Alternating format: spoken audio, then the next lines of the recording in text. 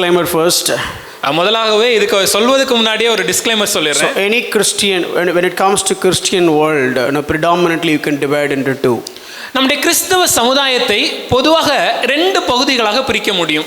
The one is the preacher and another one is the congregation. ஒன்று பிரசங்கியார், இன்னொன்று சபை கூட்டம். I don't know whether I will be able to complete it today, but let me put it this way. This sermon, both of them will not like it. ஒருவேளை இன்னைக்குள்ள செய்தி என்னால் முழுமையாக இன்றைக்கே முடிக்க முடியுமான்னு எனக்கு தெரியலை. ஆனால் நான் என்ன சொல்ல வருகிறேன்னா, பிரசங்கியாருக்கும் இந்த செய்தி பிடிக்காது, கேட்கிற ஜனங்களுக்கும் இது பிடிக்காது. So obviously, if any man of God hear this sermon, obviously they will hate me, and even congregation, surely they will not like it. ஒருவேளை இந்த செய்தியை ஏதாவது தேவனுடைய ஊழியர்கள் கேட்டாங்கன்னா நிச்சயமாகவே அவங்க மேலே கோவப்படுவாங்க. அதே போல் நிச்சயமாக சொல்ல முடியும், சபையாருக்கு இது கண்டிப்பாக பிடிக்க போகிறதில்ல. If you are not able to, if you are not getting angry by hearing the sermon today, just hold on for the next week, because if I am not able to complete, I will drag it to next week. ஒருவேளை இன்னைக்கு செய்தியை கேட்கும்போது உங்களுக்கு கோபம் வரலன்னா கொஞ்சம் காத்திருங்கள் அடுத்த வாரம் செய்திக்காக. ஏன்னா இன்னைக்கு முடிக்க முடியலன்னா அடுத்த வாரமும் சொல்ல வேண்டிய காரியங்கள் இருக்கும்னு நினைக்கிறேன். அதனால் கண்டிப்பாக உங்களுக்கு this is the object, not this is the objective, this is the truth. இதுதான் உண்மை. So very important principle that we are going to talk about today. ஒரு மிக முக்கியமான ஒரு காரியத்தை நாம் இன்று தியானிக்க போகிறோம். So let me give a quick brief on what we have studied or what we have been studying. நாம் தொடர்ச்சியாக என்ன காரியத்தை தியானித்துக் கொண்டிருக்கிறோம் என்பதை ஒரு முன்னுரை சொல்லிவிட்டு அதன் பின்பாக சுருக்கமாக நான் மற்ற காரியங்களை சொல்ல விரும்புகிறேன். We are studying the gospel. நாம் சுவிசேஷத்தை குறித்து தியானிக்கிறோம். The sinless life of Jesus Christ. இயேசுவின் பாவமில்லாத வாழ்வு. And how did he overcome the temptation? That is what the subtopic we are dealing with. இயேசு எப்படி சோதனைகளை மேற்கொண்டார் என்ற உபத்தொடரை தான் நாம் இப்பொழுது தியானித்துக் கொண்டிருக்கிறோம். And we look at the mind of Jesus Christ. நாம் இயேசுவின் சிந்தையை குறித்து யோசிக்கிறோம். So we are working on our thought process. ஆகவே நம்மளுடைய எண்ண ஓட்டங்களை குறித்த காரியங்கள் எப்படி இருக்கணும்ங்கறதை நம்ம தியானிக்கிறோம். Because we know that Proverbs 23:7 says, as he thinketh in his heart, so is he. நீதிமொழிகள் 25ஆம் அதிகாரம் 27ஆம் வசனம் சொல்லும்போது ஒரு மனிதன் எவ்வாறு 23ஆம் அதிகாரம் 7வது வசனம் மன்னிக்கவும் எப்படி சொல்கிறதுனா, ஒரு மனிதன் எப்படி சிந்திக்கிறானோ அதை பொறுத்தே அவன் இருதயம் காணப்படும் என்று எழுதியிருக்கிறது. And when it comes to God, God wants us to think, not just mere experience, but be logical. நாம் தேவனை குறித்து பார்க்கும்போதும் நம் தேவன் நாம் சிந்திக்கும் திறன் படைத்தவர்களாக இருக்க வேண்டும் என்று எதிர்பார்க்கிறார். அனுபவங்களை மாத்திரம் சார்ந்திருக்க வேண்டும் என்று அவர் எதிர்பார்க்கவில்லை. Don't go behind the blindfold experience, but be practical and be thoughtful. ஐயா, குருட்டாட்டுத்தனமான அனுபவங்கள் பின்னாடி செல்லாமல் நம்முடைய சீரிய சிந்தனையோடு சிந்திக்கும் திறனுடையவர்களாக இருக்க வேண்டும். That you can read Isaiah chapter 1:18 and so on. இதை ஏசாயா 1ஆம் அதிகாரம் 18வது வசனத்தில் நாம் தியானித்தோம். And how do I get that kind of thinking? What should I think first? இப்படிப்பட்ட ஒரு சிந்தனை எனக்கு வேணும்னா நான் என்ன காரியங்களை சிந்திக்க வேண்டும்? So if you read Philippians chapter 4:8, there are 8 different things Paul wants us to think. பிலிப்பியருக்கு எழுதின நிருபம் 4ஆம் அதிகாரம் 8வது வசனத்தை பார்க்கும்போது 8 விதமான காரியங்களை குறித்து சிந்திக்க வேண்டும் என்று பவுல் எழுதியிருக்கிறார். But it is hard to think. ஆனா அப்படி சிந்திக்கிறது கஷ்டம் இல்ல. When you look at all the 8 areas, it is really hard to think about it. அந்த 8 தலைப்புகளையும் பார்த்தோம்னா இதை மாத்திரம் சிந்திக்கிறது உண்மையிலேயே ஒரு கடினமான விஷயம். So what I need to do? அப்படினா நான் என்ன செய்ய வேண்டும்? Come up, have the spiritual maturity. ஐயா, நாம் வளர வேண்டும், ஆவிக்குரிய முதிர்ச்சியுடையவர்களாக இருக்க வேண்டும். So I need to have the oneness. எனக்கு ஒரு மனம் இருக்க வேண்டும். I need to have rejoice or joy. இருதயத்தில் ஒரு சந்தோஷம் இருக்க வேண்டும். And I need to have the moderation. ஒரு சாந்த குணம் எனக்கு இருக்க வேண்டும். And I need to understand the nearness of God. தேவன் என் பட்சமாய் இருக்கிறார் என்பதை நான் உணர வேண்டும். All these things we have studied. இதெல்லாம் நாம் தியானித்து விட்டோம். It's all coming and it's all there in the Philippians chapter 1 to 3 and 4. இதெல்லாம் பிலிப்பியர் 4ஆம் அதிகாரம் 1லிருந்து 4 வசனங்களை வாசிக்க முடியும். Sorry, Philippians chapter 4 verse 1 to so on. Thank you. And now we are dealing with Philippians 4:6. இப்பொழுது பிலிப்பியர் 4ஆம் அதிகாரம் 6வது வசனத்தை தியானிக்கிறோம். Do not worry. கவலைப்படாதிருங்கள். How is it possible? அது சாத்தியமா? எப்படி செய்வது? So we took all the passages talking about do not worry. ஆக வேதத்தில் எங்கெல்லாம் கவலைப்படாதிருங்கள் என்ற சம்பவங்கள் இல்ல காரியங்கள் இருக்கிற அந்த பகுதிகளை எடுத்து And you done a survey and a study. அதுல ஒரு வேத ஆராய்ச்சி நாம செய்து பார்த்தோம். So obviously you should not put the money as the master, but you make her as the master. That is the one thumb rule. இதுல மிக முக்கியமான விதி என்னன்னா, நம்முடைய வாழ்க்கையில பணத்தை நம்முடைய எச்சமானாக வைக்க கூடாது, நம்மளை படைத்தவரை நம்ம எச்சமானாக வைக்க வைக்கணும். and seek the kingdom of God as the highest priority. தேவனுடைய ராஜ்யத்தை முதன்மையாக நான் தேட வேண்டும். Lay up your treasure on heaven, which means whatever you do, think about the glory of God. நான் என்னுடைய பொக்கிஷங்களை பரத்துல சேர்க்க வேண்டும். அப்படின்னா என்ன அர்த்தம்? நான் எதை செஞ்சாலும் தேவனுடைய ராஜ்யத்தின் சிந்தனையுடையவனாக அதை செய்கிறேனா? Don't rely on anything but rely on God like nature. ஐயா, மனிதர்களை சார்ந்திருக்காமல் வேறு எதையும் சார்ந்திருக்காமல் இயற்கை எப்படி தேவனை சார்ந்திருக்குதோ அதே போல நாமும் சார்ந்திருக்க வேண்டும். So in order to nail that point, I took one illustration from the Old Testament. இதை உங்களுக்கு தெளிவாக விளக்குவதற்காக பழைய ஏற்பாட்டிலிருந்து ஒரு சம்பவத்தை நான் காண்பித்து கொடுத்தேன். The manna, that thing, how God has given the manna from the heaven. பரத்திலிருந்து தேவன் எப்படி மன்னாவை கொடுத்தார் என்பதில் கடந்த வாரம் விவரித்தேன். We took that one passage, Exodus chapter 16, 4 and 7 and 15. அந்த ஒரு பகுதியை எடுத்துக்கொண்டு யாத்ராகமம் 16ஆம் அதிகாரம் 4, 16, 17 வசனங்களை 4, 7, 15 வசனங்களை பார்த்தோம். And we studied all that. இந்த எல்லா காரியங்களும் ஏற்கனவே தியானித்து விட்டோம். Depend on God. தேவனை சார்ந்திருக்க வேண்டும். God has not rained fire but bread. வானத்திலிருந்து அக்கினி இறக்காமல் அப்பத்தை கொடுத்தாரே. And you know who is that bread, living bread. அந்த ஜீவாப்பம் யார் என்று நாம் அறிந்திருக்கிறோம். And raining the food from heaven, not from the earth. வானத்திலிருந்து அவர்களுக்கு உணவு வந்தது, உலகத்திலிருந்து மண்ணிலிருந்து வரல. And God's provision and man's action. தேவன் கொடுக்கிற காரியமும் அதனோட மனிதனுக்கு இருக்கக்கூடிய கடமையும் கற்றுக்கொண்டோம். And the blessings are, to enjoy, but obviously blessings are kind of a measures or kind of test. ஒவ்வொரு ஆசீர்வாதங்களும் தேவன் நம் சந்தோஷமாக இருப்பதற்கு அருளுகிறார். ஆனால் அந்த ஆசீர்வாதத்தின் ஊடாக தேவன் நம்முடைய தகுதி என்ன நம்மளை சோதிக்கவும் செய்கிறார். And all the provisions are showing the glory of God. தேவன் கொடுக்கிற இந்த எல்லா பொருட்களும் தேவனுடைய மகிமையை நமக்கு காண்பிக்கிறது. Okay, then last week கடந்த வாரம் we discussed about, do you recognize God's provisions? தேவன் நம்முடைய வாழ்க்கையில காண்பிக்கிற இந்த அனுகூலங்களை நாம் கண்டுபிடிக்கிறோமா இல்ல புரிந்து கொள்கிறோமா என்று பார்த்தோம். According to the Israelite people, their understanding of manna that they will receive in that under the tamarisk tree or the branch of the tamarisk tree. இஸ்ரவேல் ஜனங்களை பொறுத்த வரைக்கும் அவர்கள் இந்த மன்னா என்னும் காரியத்தை யோசிக்கும் போது அவர்களுடைய புரிதல் எப்படி இருக்கும்னா, இது இந்த தோப்பு என்ற இடத்துல கிடைக்க இந்த மரத்தில் கிடைக்கக்கூடிய ஒரு காரியமாக அவங்க நினைச்சாங்க. And the second part is, they will not be able to collect the large quantity. If you collect the manna throughout the Israelite nation, they will get approximately 300 plus kgs. ஒருவேளை இந்த மன்னாவை பொறுத்த வரைக்கும் அது அதிகமாக அளவாக அவர்களுக்கு கிடைக்கிற காரியம் அல்ல. மொத்த இஸ்ரவேல் தேசத்திலும் இந்த மன்னாவை அவர்கள் சேகரித்தாலும் அது ஒரு 300 கிலோகிராம் அளவிற்கு தான் வரும். That is what their understanding when it comes to manna. இதுதான் அவர்களுடைய புரிதல் இந்த மன்னாவை குறித்து. Their expectation is, I don't know, it will come out from the branches of that particular tree. அவங்க என்ன நினைச்சாங்கன்னா, இந்த தோப்பு என்கிற மரத்திலிருந்து அந்த மர கிளையிலிருந்து இது உருவாகும் என்று. And that will come only in a particular season. அதுவும் ஒரு குறிப்பிட்ட காலகட்டத்தில் மாத்திரம் தான் வளரும். So that is what, when they got that manna, the very first question is, what is it?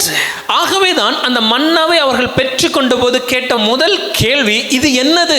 Last week we dealt that one part, what is it? That's it. கடந்த வாரம் இது என்னது என்ற ஒரு காரியத்தை மாத்திரம் நாம் தியானித்தோம். So here it is the wilderness. இங்க இருக்கிறது ஒரு வனாந்திரம். We don't see any tree. இங்க எந்த மரத்தை என்னால பார்க்க முடியல. But and it is not a predominant season that we can expect the manna. அது மாத்திரமல்லாமல் மன்னாவை நாம் பெற்றுக்கொள்ளத்தக்க ஏற்ற சமய காலமும் இது அல்ல. And look at the quantity of it. ஆனாலும் கிடைத்திருக்கிற அளவை பாருங்கள். Oh, then what is it? அப்படினா இது என்னது? So far I have seen something similar like this in a different way, but here the probability are very poor. But how come? So what is it?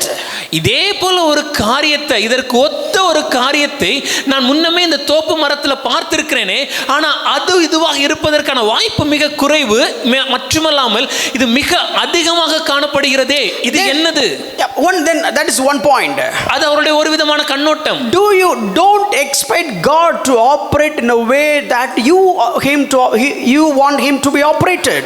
நான் என்ன விதத்தில் தேவன் செயல்பட வேண்டும் என்று எதிர்பார்க்கிறேனோ அந்த விதத்தில் தான் தேவன் செயல்படணும் நாம நினைக்க கூடாது. Paul wanted to go to Rome. பவுலுக்கு ரோமாவிற்கு செல்ல வேண்டும் என்ற ஒரு ஆவல். But God prevented. ஆனால் தேவன் அதை தடை செய்தார். Made him to write an epistle. தேவன் அவரை ஒரு நிருபத்தை எழுத கிருபை கொடுத்தார். 2 years later Paul went to Rome, but they have not recognized him yet. But look at the book of Romans, the entire world has accepted it. 2 வருடம் கழித்து பவுல் ரோமாபுரிக்கு சென்றபோது அந்த ஜனங்கள் பவுலை மிக அற்புதமாக மறுபடியும் ஏற்றுக்கொள்ளாதிருந்தாலும் இன்னைக்கு நம்ம உலகத்துல பார்க்கும்போது இந்த ரோமருக்கு எழுதின நிருபம் இந்த முழு உலகத்திற்கும் தேவன் அருளிய ஒரு பொக்கிஷமாக இருக்கிறது. The epistle which caused the reformation, and we are the outcome of it. இந்த சீர்திருத்தத்திற்கு அடித்தள விதையை போட்ட புத்தகமாக இந்த ரோம புத்தகமாக இருந்தது. அதனுடைய பின்தொடராக தான் நாமளும் இருக்கிறோம். Maybe God is not operating the way that you expect, but don't underestimate God's power. ஐயா, நாம எதிர்பார்க்கிற மாதிரி தேவன் செயல்படாமல் இருக்கலாம், ஆனால் அதற்காக தேவனுடைய வல்லமையை குறைத்து மதிப்பிடாதீர்கள். Don't measure God based on your scales. நம்மளுடைய அளவீட்டின்படி தேவனை அளவிடக்கூடாது. Don't forget that He is God. தேவன் தேவனாய் இருக்கிறார் என்பதை மறக்க கூடாது. God is always God and you are always a human being. ஐயா, அவர் எப்பொழுதும் தேவனாய் இருக்கிறார், நாம் எப்பொழுதும் மனிதர்களாக காணப்படுகிறோம். A dog cannot instruct me what I should do or what way I should operate. ஐயா, நான் வளர்க்கிற ஒரு நாய் நான் எப்படி நடக்கணும், நான் என்ன காரியங்களை செய்யணும்னு சொல்லி எனக்கு கட்டளையிட முடியாது. That's animal being and I am the human being. ஏனென்றால் அது மிருக இனம், நான் மனித இனம். Then how can you are a human being, can instruct God, the God being? ஐயா, அப்படி இருக்கும்போது ஒரு மனித இனமாகிய நான் தேவனாகிய அவரை, தேவ இனத்தில் ஒருவர் மாத்திரமாக இருக்கிற அவருக்கு எப்படி கட்டளையிட முடியும்? We need to be humble to understand the being shift. இங்க இருக்கிற இன வேறுபாடை நாம் புரிந்து கொள்ள வேண்டும். Your dog may be smart. ஒருவேளை நம்ம நாய் ரொம்ப அறிவாளியா இருக்கலாம். Maybe run faster than you. உங்களோட வேகமா ஓட முடியும். Maybe more poisonous than you. More poisonous than you. உங்களை விட அதிக நச்சுத்தன்மையுடையதாக இருக்கலாம். But still, ஆனாலும் no, you will not trust on its own cleverness. அந்த நாயோட அறிவை நம்ம நம்பி வாழ்க்கிறது இல்லையே. Then how can you expect God to trust on your cleverness and your idea? அப்படி இருக்கும்போது தேவன் நான் கொடுக்கிற ஆலோசனைகளை, என்னுடைய அறிவாற்றலை நம்பி செயல்படணும் நம்ம எப்படி எதிர்பார்க்கலாம்? And God is a God always. தேவன் எப்பொழுதும் தேவனாய் இருக்கிறார். Keep him on his throne. அவரை நாம் சிங்காசனத்தில் வைக்க கடமைப்பட்டு இருக்கிறோம். The next one we studied, the principle that God wants to establish, the divine economic principle among the nation. அதை தொடர்ந்து தேவன் அவர்களுக்கு கொடுத்த ஒரு விதியை, பரலோகத்தின் பொருளாதார விதி எப்படி செயல்படுகிறது என்பதை கற்றுக் கொடுக்கிறார். Somebody gather much. ஒரு சிலர் அநேகத்தை சேகரித்தாங்க. Somebody gather less. ஒரு சிலர் குறைவாக சேகரித்தார்கள். But nobody has the lack. ஆனால் யாருக்கும் குறைவில்லை. The one who has gathered much, he basically is gathering for others. மிகுதியாய் சேர்த்தவன் மற்றவர்களுக்காகவே மிகுதியாய் சேர்க்கிறான். The one who has gathered less will get from others. குறைவாய் சேகரித்தவன் மிகுதியாய் இருப்பவனிடத்தில் பெற்றுக்கொள்கிறான். So the principle that God wants to train them in that economic principle. தேவன் இப்படிப்பட்ட ஒரு காரியத்தில் ஒரு விதியில் அவர்களை அங்க பக்குவப்படுத்துகிறார். So the irrespective of family numbers, அந்த குடும்பத்தில் அங்கத்தினர்கள் எத்தனை பேராக இருந்தாலும், still God said, தேவன் சொன்ன காரியம், don't try to take more. அதிகமாக எடுக்க முயற்சிக்காதீங்க. Trust me on a daily basis. அனுதின வாழ்க்கையில் என்னை நம்பியிருங்கள். Let me put it in this way. இப்படி சொல்றேனே, don't trust on the manna that you have stored, but trust the one who has given the manna yesterday. ஐயா, இந்த மன்னாவை சேகரிச்சனால மன்னாக்கு மேல நீங்க நம்பிக்கை வைக்காதீங்க. ஆனா இந்த மன்னாவை உங்களுக்கு கொடுத்த மன்னவனாகிய என்ன நீங்க நம்புங்க. If I put it in today's term, இன்னைக்கு இருக்க காலகட்டத்தில் இதை நான் சொன்னேன்னா, don't put your trust on the money that you have got yesterday, but trust on the one who has given the money even yesterday and tomorrow and day after, whatever it is.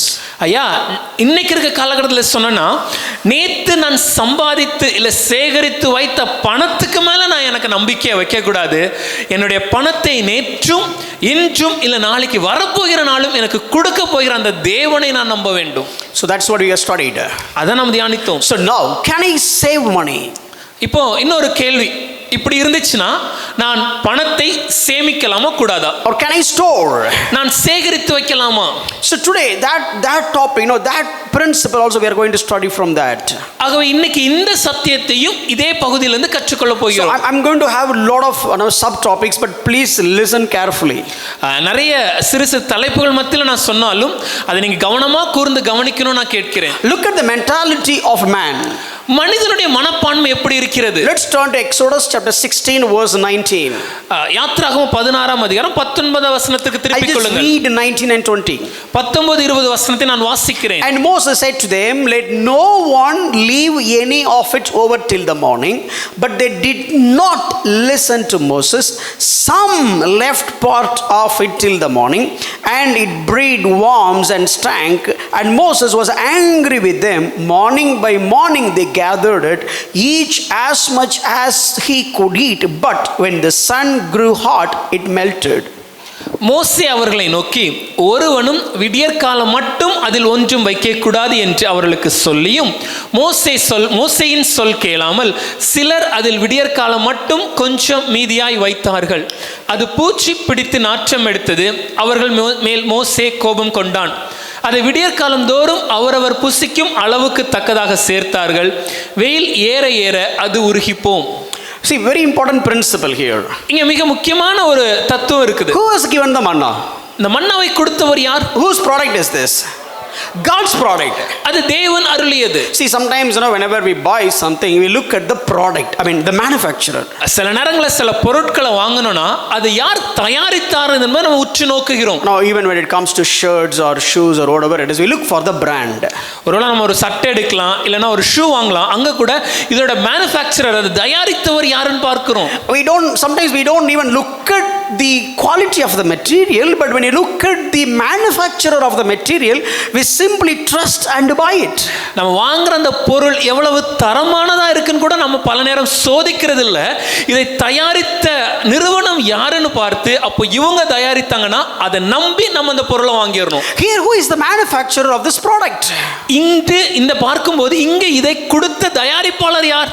Couple of weeks back, I have told you again and again, every human being is looking for their food from the earth, where only one party, one group of people, they received their food from heaven. கடந்த சில 2 வாரங்களுக்கு நான் உங்களுக்கு சொல்லியிருந்தேன், இந்த உலகத்தில் இருக்கிற எல்லா மனிதர்களும் மிருக ஜீவன்களும் தங்களுடைய உணவிற்காக, தேவைக்காக மண்ணை நோக்கி பார்த்து மண்ணிலிருந்து பெற்றுக்கொள்கிறது. ஆனா இந்த ஒரு கூட்ட ஜனங்கள் மாத்திரமே தங்களுடைய தேவைகளை, தங்களுடைய உணவை வானத்திலிருந்து, தேவனிடத்திலிருந்து பெற்றுக்கொண்டார்கள். In the entire universe, இந்த முழு உலகத்திலேயே, in the entire human race, இந்த முழு மனித இனத்திலேயே only one group of people at one particular time, they have received every day's food of themselves from heaven. That's just one group. அந்த ஒரு கூட்ட ஜனங்கள் மாத்திரமே ஒரு காலகட்டத்திற்கு தங்களுடைய உணவை அனுதினமும் பரத்திலிருந்து பெற்றுக்கொண்டனர். And it had never happened before, and it will never happen after. இதற்கு முன்பு இப்படி ஒன்று நடந்ததில்லை, இதற்கு பின்பு இப்படி ஒன்று நடக்க போவதும் இல்லை. Such a peculiar thing. அவ்வளவு மிக தனித்துவம் வாய்ந்த ஒரு Who did that? யார் இதை செய்தார்? God did that. தேவனை செய்தார். Who supplied? யார் கொடுத்தார்? God supplied. தேவன் கொடுத்தது. Who manufactured? யார் தயாரித்தது? God manufactured. தேவன் தயாரித்தது. Who delivered? யார் கொண்டு வந்து சேர்த்தது? God delivered. தேவனை கொண்டு வந்து சேர்த்தார். So who has the patent right? இதற்கான உரிமை யாருக்கு உள்ளது? It's all with God. இதற்கான காப்புரிமை தேவனிடத்தில் உள்ளது. Neither Moses nor Aaron nor anybody else. மோசேயிடமோ ஆரோனிடமோ வேறு யாரிடமும் அது இல்லை. So the manufacturer, the brand name is Elohim. ஆகவே இதை தயாரித்தவர் பெயர் ஏலோஹிம் என்ற தேவன். So how come this shirt became just quickly faded if it is coming from this brand? ஐயா, நான் இந்த நிறுவன பிராண்ட்ல இருந்து இந்த சட்டையை வாங்கினேனே, ஏன் சீக்கிரம் இதனுடைய சாயம் வெளுத்து போச்சு? How come? எப்படி? Maybe it is a duplicate. ஒருவேளை இது போலியானதா? Oh, I was buying in the factory outlet, maybe they have cheated me. ஒருவேளை நான் அந்த நிறுவனத்துடைய அவுட்லெட்ல தான வாங்கினேன், ஒருவேளை அவங்க ஏமாத்திட்டாங்களா? But here there is no option to get the outlet or the dealers. ஆனா இங்க இடைத்தரகர்கள், டீலர்கள் இருக்க வாய்ப்பில்லையே. That's what I said. God is the manufacturer. ஆகவே தான் நான் சொன்னேன், படைத்தவர் தயாரித்தவர் தேவன். God is the dealer. தேவனை இடைத்தரகராகவும் செயல்படுறார். Understand my heart? God is the delivery boy. இன்னும் சொல்ல போனா என் இருதயத்தை புரிஞ்சுக்கோங்க, இதை கொண்டு வந்து சேர்க்கிற டெலிவரி பாயாகவும் தேவனே செயல்படுகிறார். No, from the beginning to the end, everything is God. ஆரம்பத்திலிருந்து முடியும் மட்டும் எல்லாம் தேவனாலே நடக்கிறது. But the validity is not even 24 hours. ஆனா அது நல்லா இருக்கக்கூடிய அந்த கால அளவு எவ்வளோன்னு பார்த்தீங்கன்னா 24 மணி நேரம் கூட கிடையாது. கொடுத்தது கடவுளா இருந்தாலும் 24 மணி நேரத்தில் கெட்டு போயிடுச்சு. Even though it was given by God, it became expired within 24 hours. Why? ஏன்? Is it because of God's product is ineffective? ஓ, தேவன் கொடுத்த அந்த பொருள் அவ்வளவு சிறந்ததா இல்லையா? Just go back and research your body. கொஞ்சம் நீங்க உங்களுக்கு போயிட்டு வீட்டுக்கு போயிட்டு உங்க சரீரத்தை குறித்து கொஞ்சம் ஆராய்ச்சி பண்ணி பாருங்க. Research about the capacity of your heart. உங்களுடைய இருதயத்தில் இருக்கக்கூடிய அந்த கெபாசிட்டியை யோசிச்சு பாருங்க. And research about your eye and the DNA and so on. உங்களுடைய கண்ணில் இருக்கக்கூடிய திறன், உங்களுக்கு கொடுக்கப்பட்டிருக்கிற DNA, இந்த காரியங்களை உங்க சரீரத்தை குறித்து கொஞ்சம் படிங்க. Thousands of years God had created but never failed. ஆயிரக்கணக்கான வருடம் முன்னாடி தேவன் படைத்திருந்தும் இன்னும் அது இழந்து போகாமல் அப்படியே செயல்படுகிறது. So nowadays the memory power is not working. இன்னைக்கு பல நேரத்துல நம்ம வாங்குற பொருட்களுக்கு மெமரி பத்த மாட்டேங்குது. No, what I'm saying is nobody can claim that okay nowadays humans memory power is gone. மன்னிக்கவும், இன்னைக்கு யாரும் வந்துட்டு ஐயா முன்னாடி மாதிரி மனுஷங்களுக்கு ஞாபகத்திறன் இல்லையா, ஞாபகத்திறன் போயிடுச்சுன்னா சொல்ல முடியாது. So nowadays we have duplicates, that's what we need to do the SIR. இன்னைக்கு பல நேரம் நமக்கு போலியானது இருக்கனால தான் இப்போ SIR நம்ம செய்ய வேண்டியிருக்கு. No, don't take me wrong. No politics. But what my point is, everybody is unique. தப்பா எடுத்துக்காதீங்க, அரசியல் சொல்ல வரலாம். என்ன சொல்ல வரனா, ஒவ்வொரு மனிதனும் தனித்துவம் வாய்ந்தவன். 6,000 years, more than 6,000 years, God's all products are unique. 6000 வருடங்களுக்கு மேலாக தேவன் படைத்த ஒவ்வொரு மனிதனும் தனித்துவம் கொண்ட ஒரு மனிதனாகவே காணப்படுகிறான். There is no baby born barking like a dog. ஐயா, பிறந்த எந்த குழந்தையும் நாயை போல குறைச்சிக்கிட்டுலாம் பிறக்கிறது இல்லையே. லேட்டர் நாய் மாதிரி இருக்குன்னு அது வேற விஷயம். And there is no dog just singing like a baby. இல்ல, பிறந்த ஒரு ஒரு ஒரு நாய் வந்து குழந்தை போல கத்துறது அல்றது இல்லையே. No surprise. எந்த ஆச்சரியமும் நமக்கு இல்லை. Because God's product. ஏனென்றால் இதை படைத்தது தேவன். Here also it's God's product. அதே போல இதுவும் தேவனாலே படைக்கப்பட்டது. Not only manna. மன்னா மாத்திரமல்ல. Sometimes even some money. சில நேரங்கள் அது உங்களுடைய பணமாக இருக்கலாம். God given you talent. தேவன் உங்களுக்கு தாளந்தை வளர்த்தினார். God given you the ability. தேவன் திறமையை கொடுத்தார். God given you the job. தேவன் தான் வேலையை கொடுத்தார். God made you to earn money. தேவன் தான் பணத்தை சம்பாதிக்கவும் கிருபை செய்தார். God has given the empowerment to make wealth. ஐஸ்வரியத்தை சேகரிக்கவும் சம்பாதிக்கவும் திறனை தேவனே அளிர்ந்தார். No, God has given the manna in the morning so that everybody has to get up in the morning and go and collect the manna. தேவன் காலையிலே அந்த மன்னாவை ஏன் அருளினார் என்றால், ஒவ்வொரு நாளும் காலையில் எழுந்து நேரமே சென்று அந்த மன்னாவை அவர்கள் சேகரிக்க வேண்டும் என்ற வேலையை கொடுக்க. And God didn't put the manna on your mouth because God wants you to work to go and collect it. தேவன் அந்த மன்னாவை நேரடியாக வந்து உங்க வாய்க்குள்ளலாம் வைக்கிறது இல்லை. ஏனென்றால் தேவனுடைய பார்வை எப்படின்னா நம்ம போய் வேலை செய்யணும். So this is how you are also working today. இதே போல தான் இன்றும் நான் வேலை செய்கிறோம். So those days manna, today is money. அந்நாட்கள மன்னா இருந்துச்சு, இன்னைக்கு நமக்கு பணம் இருக்குது. But here look at the point. ஆனா இங்க என்ன சொல்ல வராங்கன்னா, God given manna, தேவன் கொடுத்தது மன்னா. here God given money. நமக்கு தேவன் பணத்தை கொடுக்கிறார். Here God given manna got spoiled. தேவன் அருளிய மன்னா அது கெட்டு போயிடுச்சு. Have you ever read in the Bible, in the entire scripture, have you read anywhere anything that has got spoiled which is given by God? நம் வேதம் முழுவதையும் பார்க்கும்போது தேவனே அருளின ஏதாவது ஒரு காரியம் கெட்டு போயிடுச்சு அப்படி நம்மளால வாசிக்க முடியுமா? See, God God turned water into wine. தேவன் தண்ணீரை திராட்சரசமாக மாற்றினார். The wine was, the taste of the wine was better than the earlier one. அந்த திராட்சரசத்துக்கு ருசியை பார்த்தீங்கன்னா முந்தின ரசத்தின் ருசியை பார்க்கலும் பிந்தின ரசத்தின் ருசி அருமையா இருந்துச்சு. And God multiplied bread. தேவன் அப்பத்தை பெருக பண்ணினார். They have carried the leftover. மீந்து போனது அவங்க துணிக்கைகளை கூடைகளை சுமந்து கொண்டு சென்றார்கள். Everywhere whatever God has done, it is just life and life in abundance and profound and complete. நாம் எல்லா இடத்திலும் பார்க்கும்போது தேவன் கொடுக்கிற காரியம் அது ஜீவனும் அது ஜீவன் பரிபூர்ணம் உடையதாகவும் முழுமையானதாகவும் நிறைவானதாகவும் இருக்கிறது. Then why the manna is gone? அப்படி இருக்கும்போது ஏன் இந்த மன்னா மாத்திரம் கெட்டு போச்சு? Very simple. ரொம்ப எளிமையா சொல்லணும்னா, Moses told very clearly, மோசே மிக தெளிவாகவே சொன்னார், don't keep it for next morning. அடுத்த நாளைக்காக அதில் ஒன்றையும் வைக்க கூடாது. Don't do that. அதை வைக்காதீங்கன்னு சொன்னாரு. And they heard it.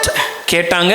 They knew that it is not Moses' command but the command of God. ஐயா, இந்த கட்டளை சொல்றது மோசே அல்ல, தேவனிடத்துல இந்த கட்டளை அவங்களுக்கு தெரியும். And they determined not to obey. ஆனாலும் கீழ்ப்படக்கூடாதுன்னு ஒரு முடிவெடுத்து கீழ்ப்படியா போனாங்க. The result is, அதோட முடிவு என்னன்னா, God provided manna become worms. தேவன் அருளிய அந்த மன்னாவே அது பூச்சி பிடித்து நாற்றம் எடுத்தது. Many times. பல நேரங்கள்ல God given wealth, தேவன் அருளுகிற ஆசீர்வாதம், God given blessing, தேவன் அருளுகிற பொக்கிஷங்கள் screwed up our own life நம்ம வாழ்க்கையே கெடுத்து விடுகிறது. just because of our disobedience. அதுக்கு காரணம் என்னன்னா நம்ம கீழ்ப்படியாமை. There are many times we know that God is our maker.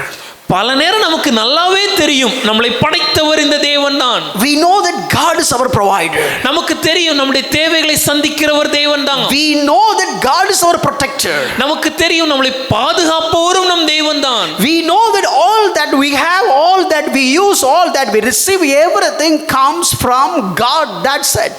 நம்ம நன்றாகவே அறிந்திருக்கிறோம் நம்மிடத்தில் இருக்கிற எல்லா காரியங்களும், நாம் பெற்றுக்கொண்ட எல்லா காரியங்களும், நமக்கு கொடுக்கப்பட்ட எல்லா காரியங்களும் அது தேவனிடத்திலிருந்து தான் வந்தது என்று அறிந்திருக்கிறோம். When you put your trust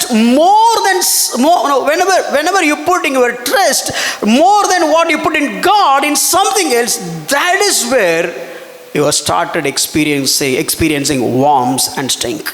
ஆனா அப்படி இருக்கும்போது நம்மளுடைய நம்பிக்கையை தேவனிடத்தில் வைக்காம மற்ற ஏதாவது காரியத்திற்கு மேல நம்ம வைத்தோம்னா அந்த காலகட்டத்தில் அந்த சூழ்நிலையில நாமும் இந்த பூச்சி பிடித்த நாற்றம் எடுத்த வாழ்க்கையை பார்க்க ஆரம்பிக்கிறோம். இதே பூச்சி இன்னொரு இடத்துல படிச்சிருக்கீங்க, எங்க ஞாபகம் இருக்கு உங்களுக்கு? The same worms we have read in some other place in the Bible. Do you remember? எங்க இருக்கு? யோபு. இன்னும் கொஞ்சம் இந்த சப்ஜெக்ட்டுக்கு ரிலேட்டடாக கொஞ்சம் டக்குன்னு ரிஃபார்ம் சர்ச் டக்குன்னு கனெக்ட் பண்ணுங்கள். எங்கே இருக்குது இதே மாதிரி பூச்சி பிடிக்குது? யோனா. நீங்கள் நிறைய பைபிள் படிச்சிருக்கிறீங்க, அண்டர்ஸ்டாண்ட். இன்னும் வேறு இதுக்கு ரிலேட்டடாக இந்த சம்பந்தமாக உங்களுக்கு பொக்கிஷங்களை பரலோகத்தில் வைக்காதீங்க, அங்கே என்ன ஆகும்? சரி, பரலோகத்தில் வைங்க, பிரச்சனை இல்லை. இங்கே வச்சா என்ன ஆகும்? பொக்கிஷனா என்னது பேசிக்காக? Anything that's related to money according to world standard. இதே போல காரியத்தை we have learned a very similar thing in the Bible earlier, that we should not store our treasures in the earth but we need to store in heaven. The reason is whenever we store something in the earth it gets spoiled, it take worms, it will get spoiled. So according to the world standard, when we talk about treasures it is talking about money, and we need not put our trust in the money. So what is the point here? நான் என்ன சொல்ல வருகிறேன்? They saved, அவங்க சேகரித்தாங்க, and got spoiled. ஆனா அது கெட்டு போயிடுச்சு. So what is the message? அப்ப இன்னைக்கு இதனுடைய சாராம்சம் என்ன? What is the message? சத்தமா சொல்லு. What is the message? They saved and it is spoiled. சொல்ல மாட்டாங்க, எனக்கு தெரியும். What is the message? What is your, I mean, அது என்ன சொல்லுங்க, your takeaway? Do not. வேலைக்கு போகாதெல்லாம் சொல்லுது பாரு. So what is the takeaway from here? சத்தமா சொல்லுங்க. Do not. Okay, if you saved anything by mistake, you can transfer it to our accounts. Because let you be the obedient children. Basically that is not the message. அப்பாடா, அது இல்லையா? Okay, but that is the message. I will explain later. இது காரியம் சேகரிக்கலாமா கூடாதா, இன்னைக்கு நம்ம என்ன கற்றுக்கொள்கிறோங்கிறத கொஞ்சம் பொறுத்துருங்க, தெளிவா சொல்றேன். இன்னும் முடியல கதை, இப்போதான் ஃபர்ஸ்ட் சீன் ஆரம்பிச்சிருக்கு. This is only the first scene in the story. The first one is, முதலாவதாக, it is not about whether you have manna or not, whether you have saved it or not. It is all about, do you obey God's word or not? ஐயா, இதுல நம்ம கற்றுக்கொள்கிற காரியம் முதலாவதாக நம்மள்ட்ட மண்ணா இருக்கா இல்லையாங்கிறது இல்லை, பணம் இருக்கா இல்லையாங்கிறது இல்லை, சம்பாதிச்சு சேகரிச்சு வைக்கிறோமா இல்லையாங்கிறது இல்லை. இதுல அடிப்படை காரியம் என்னன்னா, கர்த்தருடைய வார்த்தைக்கு கீழ்ப்படுகிறேனா இல்லையா. It is not about whether I am a millionaire or the beggar. That is not at all the story. Am I rich in obedience to God or am I poor in obedience to God? That's it. ஐயா, நான் ஐஸ்வர்யவானாக கோடீஸ்வரனாக இருக்கிறேன், இல்லை ஒரு தரித்திரனாக ஒரு பிச்சைக்காரனா இருக்கிறேங்கிறதா இல்லையாங்கிறது இங்கே பிரச்சனை இல்லை. ஆனால் அதில் முக்கியமான காரியம் என்னன்னா, தேவனுக்கு கீழ்ப்படுகிறதுல நான் ஐஸ்வர்யவானா இருக்கிறேனா, இல்லை தேவனுக்கு கீழ்ப்படுகிறதுல ஒரு தரித்திரனா நான் இருக்கிறேனா. Got it? சொல்ல வருது புரியுதா? பக்கத்தில் இருக்க பார்த்து சொல்லுங்க, கைப்பிடிச்சு. Turn to your neighbor and hold their hands. Are you rich? ஐயா, ஐஸ்வர்யவானா இருக்கிறீங்களா? Rich in what? எதில் ஐஸ்வர்யம்? Rich in what? In obeying or keeping money? கர்த்தருக்கு கீழ்ப்படிதல் ஐஸ்வர்யமா இல்ல பணத்தை சேகரித்து சம்பாதிக்கிறதுல ஐஸ்வர்யமா? Let me put a very simple, silly principle. ரொம்ப ஒரு சில்லியான எளிமையான ஒரு காரியத்தை சொல்றேன். If you obey God, as much as you save money, you are blessed.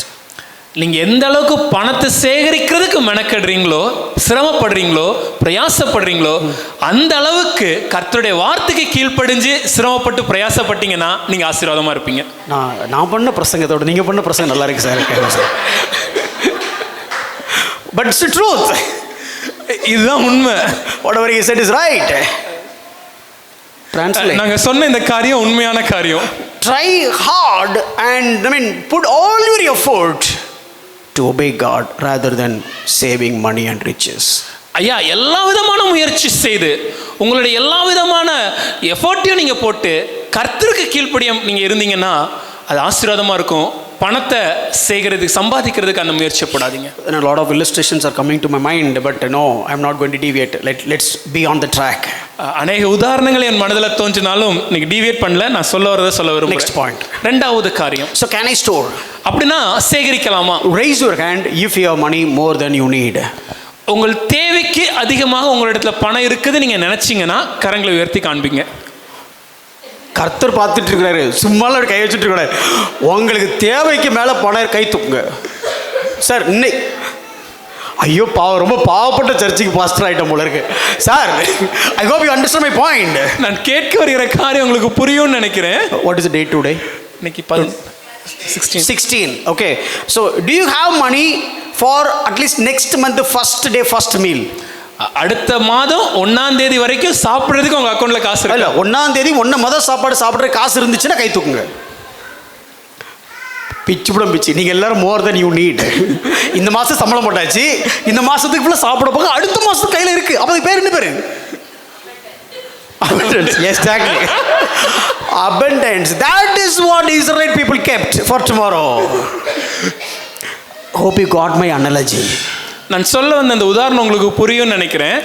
We have money, we got the salary on this month, we have money to enjoy or eat for the entire month and also for the first meal of the next month.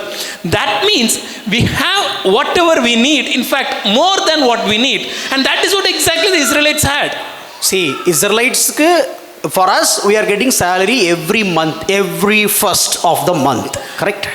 நம்மளை பொறுத்த வரைக்கும் ஒவ்வொரு மாதமும் அந்த மாதத்தின் 1ஆம் தேதி நம்மளுடைய ஊதியத்தை பெற்றுக்கொள்கிறோம். Now let's compare us with the people those who are in the wilderness. இப்பொழுது நம்ம வாழ்க்கையும் அன்று வனாந்திரத்தில் இருந்த ஜனங்களுடைய வாழ்க்கையை ஒப்பிட்டு பாருங்க. How often they get their salary? அவங்களுக்கு எவ்வளவு அடிக்கடி அந்த ஊதியம் இல்ல சம்பளம் கிடைச்சது? For every 24 hours. ஒவ்வொரு 24 மணி நேரத்துக்கு கிடைச்சது. You got for every 30 days, they got for every 24 hours. உங்களுக்கு 30 நாளைக்கு ஒரு முறை கிடைத்தது, அவர்களுக்கு தினமும் அது கிடைக்கப்பெற்றது. What they did? அவங்க என்ன செஞ்சாங்க? So they got the salary for that day. அந்நாட்களுக்கு உரிய சம்பளத்தை பெற்றாங்க. And they ate little. அதுல கொஞ்சத்தை சாப்பிட்டு and they kept for the next day meal. கொஞ்சத்தை அடுத்த நாள் சாப்பாட்டுக்கு சேகரித்து வச்சாங்க. What do you do? இப்போ நாம என்ன செய்றோம்? You get the salary on first. 1ஆம் தேதி சம்பளம் வருது. And you got money. பணத்தை எடுக்கிறோம். And you are spending the money. அந்த பணத்தை செலவு பண்றோம். 31st night dinner everything is gone. Is it so? அந்த 31ஆம் தேதி சாப்பிட்டு முடிக்கும்போது மொத்த பணமும் தீந்துருச்சு. அப்படிதான் நடக்குதா? You don't know நாளைக்கு காலையில சம்பளம் போட்டா தான் பிரதர் சாப்பிட முடியும் அப்படின்னு யாரா இருக்கீங்களாங்க? ஹலோ, ஒருத்தர் அம்மா சார் அது வேற பிரச்சனை, அது தனியாக டீல் பண்ணிக்கலாம். So but basically you have something for the next meal. பொதுவாகவே அடுத்த சாப்பாட்டுக்கு தேவையான ஒரு காரியம் நம்மளிடத்தில் எப்பொழுதும் இருக்கிறது. I mean next meal means okay, not related to this salary, for before this next salary comes, but still you have something in your account. நான் சாப்பாடுன்னு எதை சொல்ல வரேன்னா, இந்த மாதம் சம்பளம் கொடுத்துட்டாங்க, அடுத்த மாதம் சம்பளம் வருவதற்கு முன்பாகவே அடுத்த மாதத்துல சாப்பிடுவதற்கு நம்ம கையில பணம் இருக்கா இல்லையா? தூக்குங்க, ரைஸ் யுவர் ஹேண்ட்ஸ். கையை தூக்கங்களா கர்த்தர் பார்த்துட்டு இருக்காரு. பார்த்து அக்கௌண்ட்ல இருக்க காலியாயிர போகுது. இப்படிலாம் தீர்க்க தரிசனம் சொல்லக்கூடாது. Okay, you have it right. But whatever they have, it is got spoiled. If that is applicable for them, will that not principle applicable for you? அவர்களிடத்துல என்ன இருந்துச்சோ அது கெட்டு போயிடுச்சு. அதே விதியை இன்னைக்கு நாம அப்படியே புரிந்து கொண்டோம்னா நமக்கும் அப்படிப்பட்ட ஒரு காரியம். அப்படி கேட்கலனா அவங்களுக்கு கெட்டு போச்சுன்னா உங்களுக்கு கெட்டு போயிடணும். ஐ got my point or not? நான் சொல்ல இந்த பிரசங்கம் உங்களுக்கு பிடிக்காதுண்டு. Let's listen. முழுமையாக நாம் அதை புரிந்து கொள்வோம். God asked him not to store first. தேவன் அவரிடத்துல சொன்ன காரியம் சேகரித்து வைக்காதீங்க. But ஆனால் let's look at what Paul says. Pavul என்ன சொன்னார்னு வாசிப்போமே. See, actually God is not stopping savings. சேமிக்கதை தவறு என்று தடுக்கவோ தேவன் செய்யறதில்லை. I know some of you will have the gasp. Thank God. Yeah, God is not prohibiting or God is not preventing savings. இதை கேட்கும் போது மனசு கொஞ்சம் ஆசுவாசப்படுத்திருப்போம் நம்புறேன். தேவன் எந்த இடத்துலையும் சேமிக்கிறத தடை செய்யவோ அது தப்புன்னு சொல்லவில்லை. But God wants to establish a principle. ஆனால் தேவன் ஒரு விதியை இங்கு நமக்கு கற்றுக் கொடுக்கிறார். Law of fairness. சமம், எல்லாருக்கும் சமம் என்கிற ஒரு விதி. சமநிலை பிரமாணம்னு ஒரு பிரமாணத்தை தேவன் எஸ்டாப்ளிஷ் பண்ண ட்ரை பண்றார். God is trying to establish a law of fairness over here. So I want you to understand the law of fairness. இந்த சமநிலை பிரமாணத்தை நாம் புரிந்து கொள்ள வேண்டும். So we are gathering not to save but to give. நாம் எதற்காக சேகரிக்கிறோம்னா சேமிக்கிறதுக்கு இல்ல, கொடுப்பதற்காக. Listen my point please. நான் சொல்ல வரத நல்லா புரிஞ்சுக்கோங்க. Very very important principle. இது மிக முக்கியமான ஒரு விதி. Very rarely heard of it. நம்ம அதிகமா இத குறித்து கேக்குறது இல்ல இன்னைக்கு. But this is the core problem of Christian world. ஆனால் இன்றைய கிறிஸ்தவ உலகத்துல காணப்படுற மிக முக்கியமான அடிப்படை பிரச்சனை இது. Especially in ministries as well as among the congregation. இன்னும் சொல்லப்போனா ஊழியத்திலும் இந்த பிரச்சனை இருக்கிறது, சபை மக்களிடத்திலும் இந்த பிரச்சனை இருக்குது. 2 Corinthians chapter 8 verse 14. 2 கொரிந்தியர் 8வது அதிகாரம் 14வது வசனம். Paul was using this incident as a metaphor to explain something in the book of Corinthians. பவுலடிகளார் இந்த சம்பவத்தை ஒரு உருவமாக பயன்படுத்தி மற்றொரு காரியத்தை கொரிந்து திருச்சபைக்கு விளக்குகிறார். Let me read that verse. Please listen. அந்த வசனத்தை நான் வாசிக்கிறேன், கவனியுங்கள். 8:14 and 15. 14 15 வசனங்கள். Your abundance at the present time should supply not your need, but it says their need, so that their abundance, not your abundance, their abundance may supply not their need but your need, that there may be fairness. Where is it? 15th verse. As it is written, whoever gathered much had nothing left over, whoever gathered little had no lack. தமிழ்ல முதலாவதாக 15வது வசனத்தை வாசிக்கிறேன். சமநிலை பிரமாணத்தின்படியே அவர்களுடைய செல்வம் உங்கள் வறுமைக்கு உதவும்படிக்கு இக்காலத்திலே உங்களுடைய செல்வம் அவர்களுடைய வறுமைக்கு உதவுவதாக. இது எங்க இருக்குன்னு பார்த்தோம்னா 14வது வசனத்தில் விளக்குகிறார். எப்படி எனில் மிகுதியாய் சேர்த்தவனுக்கு அதிகமானதும் இல்லை, கொஞ்சமாய் சேர்த்தவனுக்கு குறைவானதும் இல்லை என்று எழுதியிருக்கிற பிரகாரமாம். So this is basically a principle. ஐயா, இது ஒரு பிரமாணம். So God wants the Israelite people to understand the principle. தேவன் இந்த பிரமாணத்தை இஸ்ரவேல் ஜனங்கள் புரிந்து கொள்ள வேண்டும் என்று எதிர்பார்க்கிறார். See, what is the problem for God if you gather more for the next day? ஐயா, அடுத்த நாளைக்கு கொஞ்சம் அதிகமா நான் சேர்த்து வச்சிட்டேன், இதனால தேவனுக்கு என்ன பிரச்சனை? Oh, if you take tomorrow, if you take for tomorrow as well, you will not pray for me. I am possessive. No, you have to pray for every day. நாளைக்கு நீ சேகரிச்சிட்டனா நீ என்ன தேடி என்ன நோக்கி ஜெபிக்க மாட்ட, நீ தினமும் ஜெபிக்கணும், ஏன்னா நான் ஒரு பொசசிவான காடு. அப்படியெல்லாம் இல்ல. That is not a sign of a good father. அது ஒரு நல்ல தகப்பனுடைய குணாதிசயம் இல்லையே. Even you don't behave like that with your children. நம்முடைய பிள்ளைங்க கிட்ட நாமே அப்படி நடக்கல. You have a lot of savings and it's good that you are saving money for your children's future. I do understand that. இன்னைக்கு நம் பணத்தை சேகரிக்கும், நம்முடைய குழந்தைகளின் எதிர்காலத்திற்காக அவர்களை சேகரிக்க எனக்கு புரிகிறது. So do you think that God is worse than you? உங்களை விட தேவன் மோசமானவரா? Is God is so stingy? இல்ல தேவன் ரொம்ப கஞ்சத்தனம் உடையவரா? God said, okay, no, don't save it for tomorrow. இல்ல நாளைக்கெல்லாம் சேகரிக்காதப்பா. So what God is trying to tell us? அப்படினா தேவன் என்ன என்னங்க விளக்க விரும்புகிறார்? It's no, Bible says you people, you are evil parents. வேதம் சொல்லும்போது நீங்க ஈவில் பொல்லாத ஜனம் தாரான்னு சொல்ல பொல்லாத தகப்பன் நம்மளை அழைக்குது. When your children are asking for a fish, you are not giving the serpent. When your children are asking for bread, you are not giving the stone. So you should, Bible should call us, you are the good parents, but Bible says you are the evil parents. ஒருவேளை நம்ம பிள்ளைங்கள்ட்ட வந்து மீனை கேட்டா நம்ம பாம்பை கொடுக்கறது இல்ல, பிள்ளைங்கள் அப்பத்தை கேட்கும்போது நாம் கல்லை கொடுக்கறது இல்ல. அப்பனா நம்ம அளவீட்டின்படி நாம் ஒரு நல்ல தகப்பன் தான் வேதம் சொல்லணும்னு எதிர்பார்க்கிறோம். ஆனால் வேதம் நம்மளை அழைக்கும் போது பொல்லாத தகப்பன், பொல்லாத பெற்றோர் நம்மளை அழைக்கிறது. But when it comes to God, God said, okay, take it today, tomorrow வந்த கையை உடைச்சிருவேன். No, I will not give tomorrow. Sorry, you cannot save it for tomorrow. ஆனால் தேவன் இதை குறித்து விளக்கும்போது இன்றைய நாளைக்கு மாத்திரம் எடுத்துக்கொள், நாளை தினத்திற்காக எடுக்காதே. If you do that, I'll break your hands. That is not what God is meaning here. If a baby is looking at God and comparing his father, ஒரு குழந்தை தேவனை பார்த்து தன்னுடைய தாயாரோட ஒப்பிட்டு பார்த்தா, so Moses said, okay, don't save it for tomorrow. மோசே சொல்றாரு நாளை தினத்துக்காக சேகரிக்க கூடாது. But the baby's father says, oh, I look at my baby, so I want to gather something for tomorrow as well, and it's gone. The baby is looking at, wow, what God is this? அந்த அப்பா சொல்ல, அப்பா என் பிள்ளை நாளைக்கு பசிக்கும், சின்ன குழந்தையா இருக்கு, ஆகவே என் குழந்தைக்காக நான் கொஞ்சத்தை சேகரித்து வைக்கிறேன்னு சேகரித்து வச்சா அது இப்ப கெட்டு போயிடுச்சு. உடனே அந்த குழந்தை என்ன நினைக்கும், என்னையா தேவன் இவரு, my dad is much more better than this God. என் தேவனை விட என் தகப்பன் நல்லவர் மாதிரி இருக்கிறாரு. So do you think that God is such bad? Do you think that God is such a bad God? அப்படிப்பட்ட ஒரு மோசமான தேவன் நீங்க நினைக்கிறீங்களா? When you ask Charles Spurgeon, if you have the entire world and you can get opportunity to preach just one sermon, what would be your sermon? ஒருமுறை Charles Spurgeon அவர்களிடத்துல இந்த முழு உலகத்திற்கும் நீங்கள் பிரசங்கிப்பதற்கு உங்களுக்கு ஒரு வாய்ப்பு கிடைச்சதுன்னா என்ன தலைப்புல நீங்க எனக்கு அந்த பிரசங்கத்தை செய்வீங்கன்னு கேட்டதற்கு, he said, I'll preach God is good. அவர் சொன்ன காரியம் கர்த்தர் நல்லவர்னு பிரசங்கிப்பேன், அவ்வளவுதான். That is the one truth that world has to know.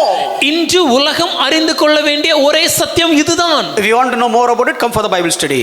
இதை குறித்து அதிகமா அறிந்து கொள்ளணும்னா நீங்க பைபிள் ஸ்டடிக்கு வாங்க, நாங்க சொல்றோம். Hallelujah. யாரெல்லாம் சொன்னா நோட் பண்ணிக்க, ஓகேவா?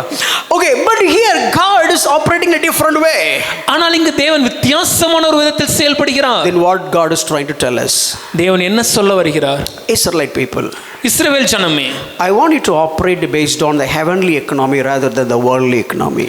இந்த உலகத்தின் விதிப்படி, பொருளாதார விதிப்படி நீ செயல்படாமல் பரலோகத்தில் காணப்படுகிற பொருளாதாரத்தின் விதிப்படி நீ செயல்பட வேண்டும். So God has done a equalizing principle here. இங்க தேவன் எல்லாரையும் சமநிலைப்படுத்துகிற ஒரு பிரமாணத்தை அவர்களுக்கு விளக்குகிறார். Very important principle. மிக முக்கியமான ஒரு காரியம். Even Christian world doesn't like this principle. இன்னும் சொல்லப்போனா கிறிஸ்தவ உலகத்திற்கு கூட இந்த காரியம் பிடிப்பதில்லை. Let me show you the importance of it. இதனுடைய முக்கியத்துவத்தை நான் காண்பிக்க விரும்புகிறேன். And look at the way how God introducing this principle to the world. இந்த உலகத்திற்கு இந்த காரியத்தை, விதியை தேவனுடைய அறிமுகப்படுத்துகிறார் நீங்க பார்க்கணும். You could have heard thousands of sermon based on manna. ஒருவேளை நீங்கள் இந்த மன்னாவை குறித்து ஆயிரக்கணக்கான பிரசங்கங்கள் கேட்டிருக்கலாம். They would have told that okay, God will give. இத சொல்லும்போது தேவன் கொடுக்கிற தேவன் சொல்லுவாங்க. Let me tell you, God will take. ஆனா நான் கொஞ்சம் மாத்தி சொல்றேனே, தேவன் எடுப்பார். மாத்தி இல்ல, இதான் சத்தியம். But this is the truth. Just when many scholars written in this way. பல அறிஞர்கள் இப்படியாக எழுதி இருக்கிறார்கள். Last week I said I have gathered more. கடந்த வாரம் சொன்னேன் நான் அதிகமாக சேர்த்தேன். Sylvan gathered Sylvan gathered more, I gathered less. Sylvan அதிகமாக சேர்த்திருந்தார், நான் குறைவாக சேர்த்திருந்தேன். But when he came home, ஆனா வீட்டுக்கு வரும்போது everybody's ultimate result is everybody have got their need is being fulfilled. கடைசியாக பார்த்தால் எல்லாருக்கும் அவரவர்கள் தேவைக்கு ஏற்ற உணவை பெற்று பரிபூர்ணம் அடைந்தார்கள். So God has taken the abundance of Sylvan. தேவன் சில்வனிடம் இருந்து காணப்பட்ட நிறைவை எடுத்து, He has taken it. Sylvan நிறைவாக எடுத்திருக்கிறாங்க. We preach God will give more. நாம பொதுவா எப்படி பிரசங்கிக்கிறோம், தேவன் இன்னும் அதிகமாக கொடுப்பார்னு. No, shaken, running together, pour into bosom. Come on, காணிக்கை போற்று. ஆன்மிக்கு குலுங்கி சரிந்து விழும் அளவிற்கு தேவன் கொடுப்பார். சோ அதிகமாக give offering னு சொல்றோம். By the way, even that verse is not related to offering at all. ஆனா அந்த வசனம் அது காணிக்கை குறித்து பேசுகிற வசனமே இல்லையே. We use this analogy and said okay, God will give you more. ஆனால் இந்த வசனத்தை ஒரு உருவமாக பயன்படுத்தி தேவன் அதிகமாக கொடுக்கிறார்னு But பிரசங்கிக்கிறோம். here God has not given. ஆனா தேவன் இங்க கொடுக்கல. God has given what they need. அவர்கள் தேவையை கொடுத்தார். And God has taken the excess and given to who is in need. தேவைக்கு அதிகமாக இருந்த காரியத்தை தேவன் எடுத்து யாருக்கு தேவையோ அவங்களுக்கு கொடுத்தார். No matter how much manna you gathered each day, you always have what you needed for that day. That is the principle. அந்நாளிலே எவ்வளவு அதிகமாக மன்னாவை நாம் சேகரித்தாலும் பிரச்சனை இல்லை. அந்நாளுக்கு என்ன தேவையோ அந்த தேவை நமக்கு பரிபூர்ணம் அடையும். Not based on what you are gathering, but it is based on what you are giving. எவ்வளவு சேகரிக்கிறோம் என்பதை குறித்த காரியம் இது அல்ல, எவ்வளவு கொடுக்கிறோம் என்பதை குறித்த காரியம். So whoever is to try to hoard or save, யாரெல்லாம் அந்த அதிகமா சேமிக்க முயற்சி செய்தாங்களோ they discovered that. அவங்க என்ன புரிந்து கொண்டாங்கன்னா, No, I have too much to say. சொல்றதுக்கு நிறைய இருக்குதுல. God made them to learn then very next day. அடுத்த நாளே தேவன் அவர்கள் ஒரு பாடத்தை கற்றுக் கொடுத்தார். So maybe somebody has stored somewhere. எங்கேயோ ஒரு சில இடங்களை ஒருத்தங்க சேர்த்து வச்சாங்க. Nobody knows. யாருக்கும் அது தெரியாது. And one day I got all the manna and put it in the godown and locked it. ஆனால் ஒரு நாள் அந்த மொத்த மன்னாவை நான் எடுத்துட்டு வந்து ஒரு குடோன்ல வச்சு பூட்டி வச்சிட்டேனா, and I thought, okay, I will have the food for next 1 week. நான் என்ன நினைப்பேன், அடுத்த ஒரு வாரத்துக்கு எனக்கு சாப்பாடுக்கு பிரச்சனை இல்லை. And the next day also I went out for gathering. அடுத்த நாள் மன்னா சேகரிக்க நான் வெளியே போறேன். And these two guys are talking. அப்ப இந்த ரெண்டு பேர் பேசிக்கிறாங்க. என்னடா மாப்ள நேத்து எக்ஸ்ட்ரா எடுத்து வந்த? What happened bro, you took more yesterday But today also you are coming. ஆனால் இன்னைக்கு மறுபடியும் வருகிறாயே. Hey, don't tell anyone. யார்கிட்ட சொல்லிராத. That's gone. அது போயிடுச்சு. My heart is gone. என் இருதயம் போயிடுச்சு. Why? ஏன்? He saved just for one meal. அந்த மனிதன் ஒரு வேளை உணவிற்காக சேகரித்தான். I have saved for 1 week. நான் ஒரு வாரத்திற்காக சேகரித்தேனே. Maybe in his home maybe 10 to 15 worms. ஒருவேளை அவங்க வீட்ல ஒரு 10-15 புழு இருந்துச்சுனா, Maybe kind of phenomenon, maybe little bit order. கொஞ்சம் நாற்றம் எடுத்துச்சுனா, But in my home, என் வீட்ல in one particular room, ஒரு அறையில nobody knows. உடனே கேட்கல வளாந்தரத்தில் எங்க சார் வீடு இருந்துச்சுட்டு. Logically okay, please understand my point. So don't come and question how in wilderness they had homes, rooms and all these things. Just try to understand the I thing. put it so much in one pot and kept it aside. ஒரு பானையில நிறையத்தை சேகரிச்சடி ஓரமா வச்சிருந்தேன்.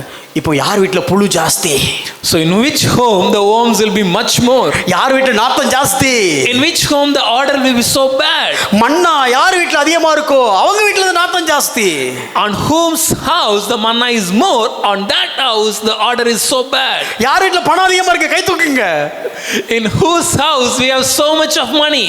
You will have worries and troubles and fears. அதன் மூலமாகவே அதிக கலக்கங்களும் பயமும் கண்ணீரும் உண்டாகும். So what God is trying to tell us? தேவன் என்ன சொல்ல வருகிறார்? Gather as much as you need. தேவைக்கேற்ற அளவு சேகரிக்க வேண்டும். Share as much as you can. முடிந்த அளவுக்கு மற்றவருடன் பகிர வேண்டும். And don't store God's blessings. தேவனுடைய ஆசீர்வாதங்களை தேக்கி வைக்காதீங்க. Share it. அதை பகிர்ந்து கொடுங்க. Share it. பகிர வேண்டும். And trust His grace. அவருடைய கிருபையை சார்ந்திருக்க. Trust the giver. கொடுப்பவரை சார்ந்திருங்க. Don't look at the gift. ஐயா கிடைச்ச பணத்தை பார்க்காதீங்க. But look at the giver of the gift. அந்த பணத்தை நமக்கு கொடுத்த தேவனை பாருங்கள். Hallelujah. Hallelujah. Are you all with me? Are you all really convincing what I'm saying? நான் சொல்ல வர்றது ஏற்றுக்கொள்ளத்தக்கமா இருக்குதா? வேற என்ன சொல்ல முடியும், உள்ள வச்சு வேற கேட்குறேன். I don't know if you put this sermon on online, I don't know how many thumbs up we'll get it. ஒரு இதை நீங்க ஆன்லைன்ல போட்டீங்கன்னா எத்தனை thumbs up வரும்னு எனக்கு தெரியல. But I mean only half of the story. ஆனா பாதி கதை தான் சொல்லி இருக்கிறோம். I'll try to finish the whole story today. Listen. மொத்த கதை இன்னைக்கு சொல்ல முயற்சிக்கிறேன். It's for preachers as well as the congregation. இது பிரசங்கியாருக்கும் நிச்சயமாகவே பொருந்தும், சபை மக்களுக்கும் பொருந்தும். What happened when, or let me put it in this way, when the church is getting birth in a New Testament, புதிய ஏற்பாட்டில் சபை உதயமான போது what was the good quality immediately implemented? உடனடியாகவே அந்த சபையில காணப்பட்ட ஒரு நல்ல குணாதிசயம் என்ன? What quality? சத்தமா சொல்லுங்க. Somebody has much. ஒரு இடத்துல அநேகம் இருந்தது, Somebody is in lack. ஒரு இடத்துல குறைவு இருந்தது. They heard this principle. அவங்களுக்கு இந்த விதி புரிந்தது. Oh, the equalizing principle. அந்த சமநிலை பிரமாணம், The law of fairness. சமநிலை பிரமாணத்தை புரிந்து So கொண்டார்கள். immediately they started implementing the law of fairness. உடனடியாகவே அவர்கள் அந்த சமநிலை பிரமாணத்தை நடைமுறைப்படுத்த முயற்சி செய்தார்கள். Everybody sold and brought into the feet of the apostles. எல்லாரும் தங்களுடைய இருந்ததை விற்று அப்போஸ்தலர் பாதத்துல But வைச்சாங்க. the way they understood is differently. That's why it became failure. But that's a different topic. அது அவங்க புரிந்து கொண்ட விதம் கொஞ்சம் வித்தியாசமா இருந்து அதனால தான் அது பின்னாட்கள தோல்வி அடைந்து விட்டது. But look at immediately the moment they became one church, the first thing they did is sharing and caring. ஆனால் அவர்கள் ஒரு சபையாக வந்தபோது உடனடியாகவே அவர்கள் செய்த காரியம் மற்றவர்களை பராமரிக்க பகிர்ந்து கொடுத்தது. Today how they are preaching, இன்னைக்கான நம்ம எப்படி பிரசங்கிக்கிறோம்? being very honest, ரொம்ப வெளிப்படையா சொல்லணும்னா you will take this 2 Corinthians 8:14-15. 2 கொரிந்தியர் 8வது அதிகாரம் 14-15 வசனத்தை I don't know whether they பார்க்கும்போது will read this சமநிலை பிரமாணத்தின் படி. I'm not sure whether they'll read the word the fairness. They will move on to the 9th chapter very often. அதற்கு அடுத்த அதிகாரம் 9வது அதிகாரத்துக்கு அதிகமாக நம்ம பேசுறோம். Why the 9th chapter? ஏன் 9ஆம் அதிகாரம்? Because they thought that is talking about the offering. ஏனென்றால் 9ஆம் அதிகாரத்தில் இதை பார்க்கும்போது சபையில இருக்க பிரசங்கியார் என்ன நினைச்சிடுறாருன்னா இது காணிக்கை குறித்ததுக்கான காரியம். Hold on, கொஞ்சம் காத்துருங்க, we'll come to that. அதை நான் வருகிறேன். So now let's move to the next one. இப்போ அடுத்த காரியத்துக்கு பேசுவோம். So the first we study, முதலாவதாக can I store? சேமிக்கலாமா? Before you store, learn to understand obedience. சேமிப்பதற்கு முன்பாக கீழ்ப்படிதலை கற்றுக்கொள்ள வேண்டும். And the second one, can I store? ஐயா சேமிக்கலாமா? Before you save or before you store, please understand the law of fairness which has been established by heavenly economic department. ஐயா நாம் சேகரிக்கவோ சேமிக்கவோ செய்வதற்கு முன்பாக இந்த சமநிலை பிரமாணம் என்ன என்பதை புரிந்து கொள்ள வேண்டும். பரலோகத்தில் இந்த விதியை எப்படி தேவன் நமக்கு கற்றுக் கொடுத்தார் என்று அறிய வேண்டும். Even though we are a small church, ஒரு நாம் சிறிய சபையாக இருந்தாலும் why are we supporting these missionaries? ஏன் மிஷனரிகளை நாம் தாங்குகிறோம்? Why are we supporting widow?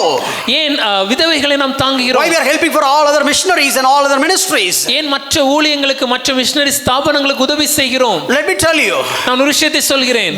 maybe people will think ஒருவேளை ஜனங்க நினைக்கலாம் they have too much, அவங்க கிட்ட நிறைய இருக்கு, that is why they are giving this much. ஆகவே தான் இவ்வளவு கொடுக்கறாங்கன்னு. Stupid. தவறு. No, இல்லை, we have a lot of need, இங்க நமக்கு அநேக தேவைகள் உண்டு. but we know this principle. ஆனால் இந்த பிரமாணத்தை அறிந்திருக்கிறோம். Last 2.5 years, or at least 2 years, கடந்த 2 வருடங்களுக்கு மேலாக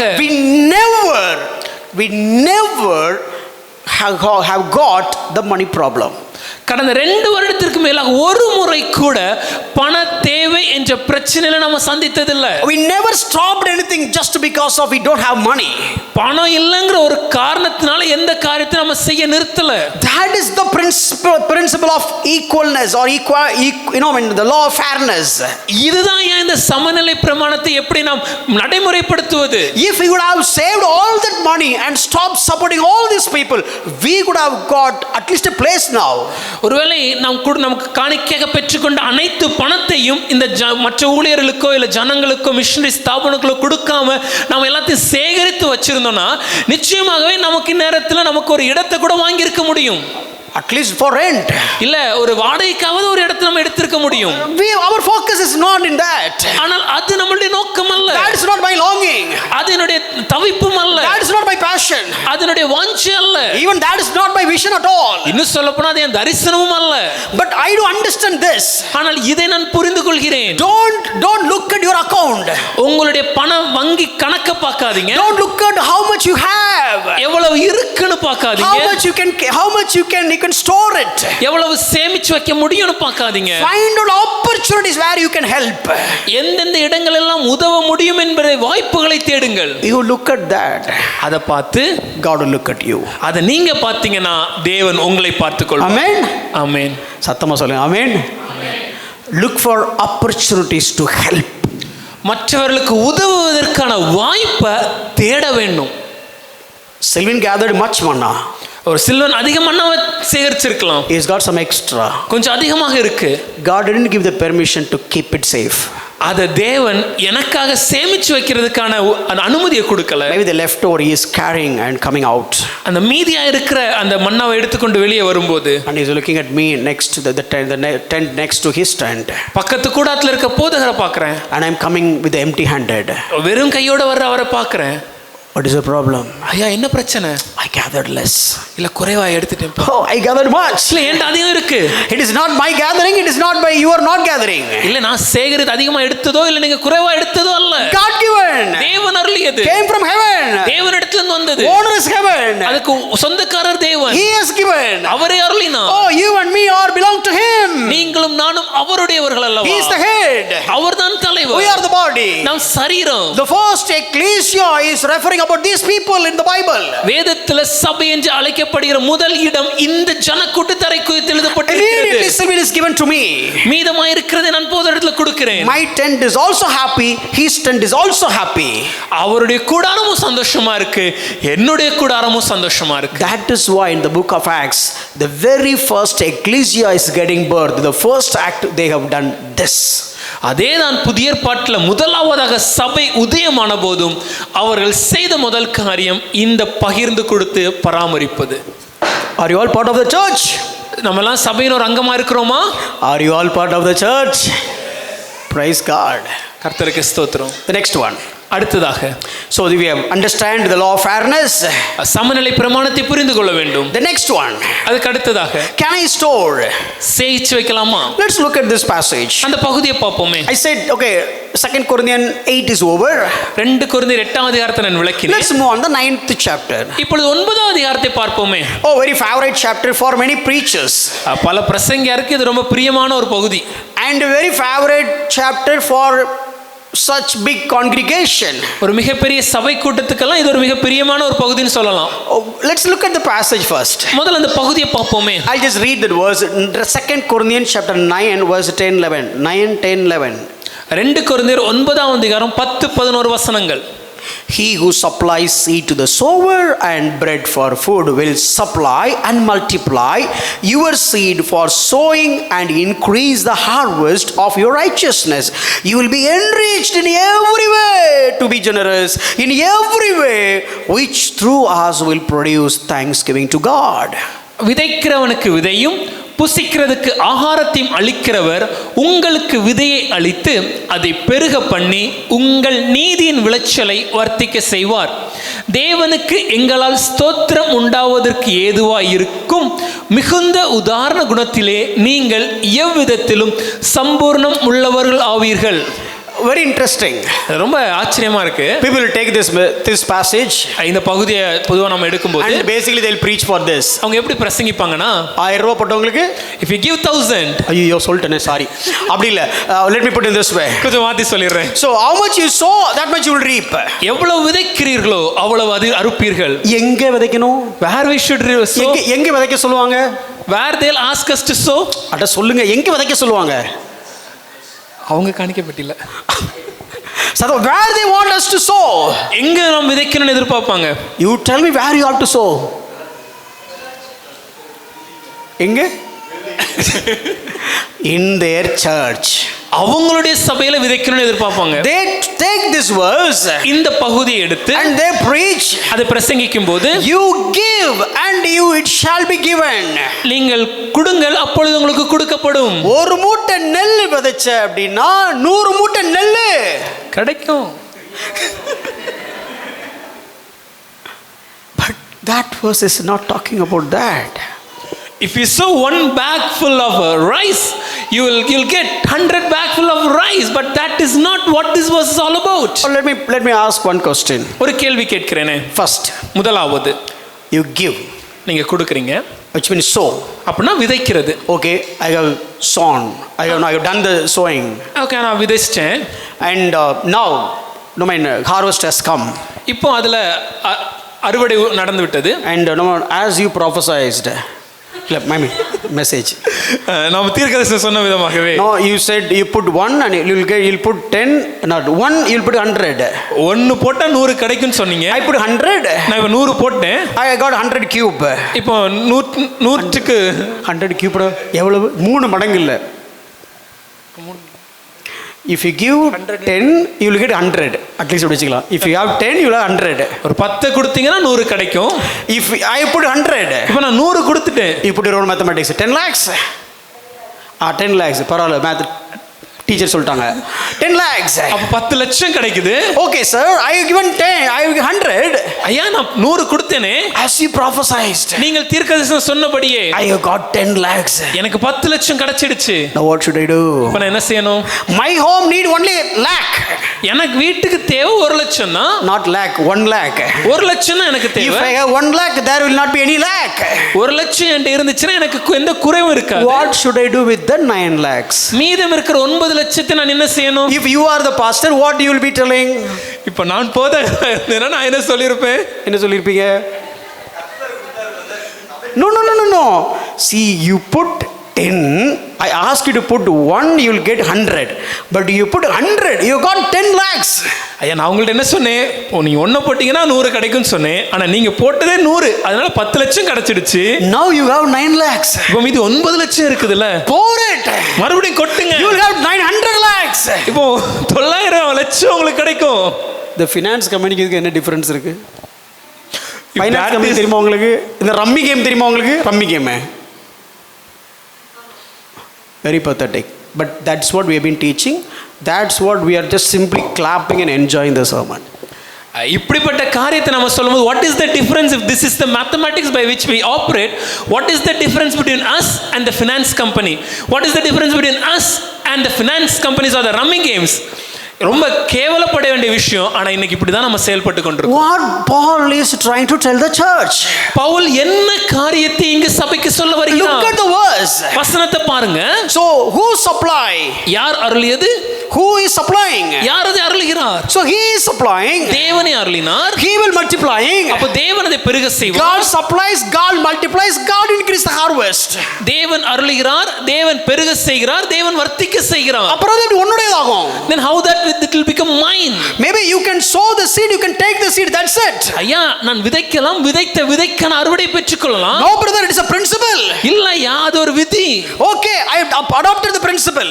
சரி அந்த விதியை நான் I ஒத்துக்கொள்கிறேன். have got more. இப்போ அதிகமா எனக்கு வந்துடுச்சு. Now you tell me, what should I do with this abundance? இப்போ அதிகமாக நிறைவாக இருக்கிற இந்த செழிப்பை வச்சு நான் என்ன செய்யணும்? Let's take a farmer example, please. Like just a farmer, an agricultural example. ரொம்ப எளிமையாவது விளக்குவதற்காக You have a paddy field. ஒரு விவசாயியோட ஒரு எக்ஸாம்பிள் சொல்றேன். உங்களுக்கு ஒரு நெல் தோட்டம் இருக்கு. You have paddy field. ஒரு நெல் வயல் இருக்கு. And you have sown, you have sown at most maybe 1 bag of rice. ஒரு மூட்டை அரிசி விதையை நம்ம விதைச்சிருக்கோம். Now you have got 100 bags of rice. இப்போ நமக்கு 100 மூட்டை அரிசி அறுவடை ஆகிவிட்டது. Tell me very honestly. உண்மையா நீங்க சொல்லணும். The farmer family will eat all the 100 bags. 100 மூட்டை அரிசியையும் அந்த விவசாய குடும்பம் சாப்பிடுமா? அப்படி சாப்பிட்டாங்கன்னா சொல்லுங்க இந்த principle correct. If that is how they are eating it, then this principle also right. Oh, they will make it money and that is different story. The rice is the purpose of eating. ஐயா அதாச்சும் with பண சம்பாதனை வித்தியாச கதை. நான் என்ன சொல்றேன்னா அந்த அரிசியோட நோக்கம் எது? சாப்பிடுறதுக்கு. So basically it's going out. அதுல என்ன நடக்குது? அது வெளியே செல்கிறது. Look at this verse. இந்த வசனத்தை பாருங்க. You will be enriched in every way. மிகுந்த உதாரண குணத்திலே நீங்க சம்பூர்ணமாவீங்க. Why? எதற்கு Why சம்பூர்ணமாவீங்க? Allah multiplication? எதற்கு எவ்விதத்தில் எனக்கு Sampooranam? Why God has multiplied based on what I have sown? நான் விதைத்த விதையை தேவன் ஏன் பெருக செய்தார்? What is the objective? அதனுடைய நோக்கம் என்ன? What is the purpose? அதனுடைய முடிவு என்ன? What is God's agenda? தேவனுடைய தரிசனம் என்ன? Why God supplied? ஏன் தேவன் அதை அருளுகிறார்? Why God multiplied it? ஏன் அதை பெருக பண்ணினார்? For me to eat, நான் சாப்பிடுறதுக்கா? to fill my bones. என்னுடைய களஞ்சியத்தை நிரப்புவதற்காகவா? But look at the purpose. ஆனா நோக்கத்தை பாருங்க. You will be enriched in every way, to be generous in every way.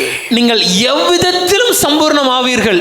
எதற்குனா மற்ற எல்லாருக்கும் மிகுந்த உதாரண குணமுள்ளவர்களாய் மாறுவதற்கு. Very simple statement. ரொம்ப எளிமையா சொல்லணும்னா, Sir, I want to give. ஐயா எனக்கு கொடுக்க ஆசை. I want to give. எனக்கு கொடுக்க ஆசை. Oh, I want to give. எனக்கு கொடுக்க ஆசை. Because I am coming from the giver. ஏனென்றால் நான் எல்லாத்தையும் அருளுகிற இடத்துல நான் The பெற்றுக்கொண்டேன். giver's seed is implanted me. எல்லாத்தையும் அருளுகிற தேவன் விதை என் இருதயத்தில் Oh, இருக்கிறது. look at the giver's seed, the hand on every nature. அந்த கொடுக்கிறவருடைய காரியத்தை இயற்கையில ஒவ்வொரு இடத்துல நம்மளால பார்க்க முடியும். Oh, look at the sand. மண்ணை பாருங்க, Look at the earth. பூமியை பாருங்க, Look at the giver's touch. அங்க கொடுக்கிற தேவனுடைய ஒரு காரியத்தை பார்க்கலாம். It gives me plant. அது எனக்கு ஸ்தாவரத்தை கொடுக்குது, It gives me fruit. அது எனக்கு உணவை கொடுக்குது, It gives me vegetables. அது எனக்கு காய்கறிகளை What கொடுக்குது. did I give for the plant? What did I give for the earth? நான் இந்த மண்ணிற்கு உலகத்திற்கு என்ன கொடுத்தேன்? What earth received from me? இந்த பூமி என்னிடத்திலிருந்து எதை பெற்றுக்கொண்டது? What benefit the earth received from me, sir?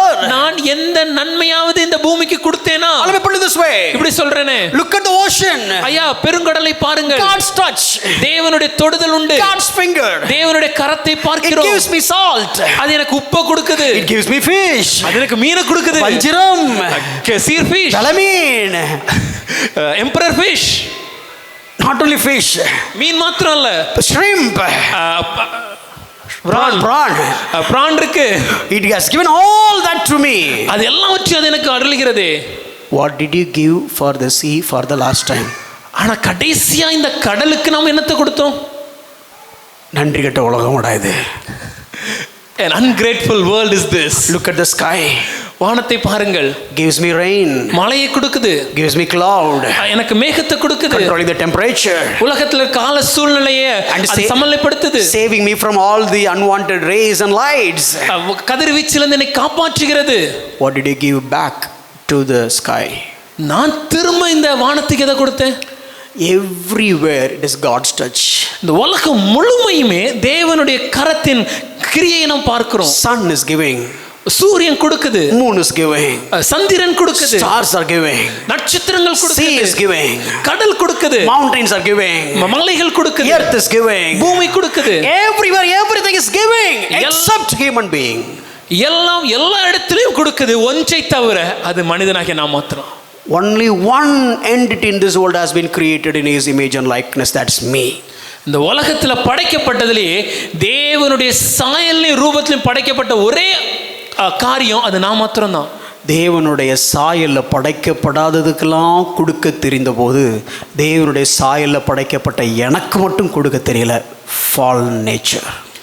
All the things that were not created in the image and likeness of God, yet they know how to give.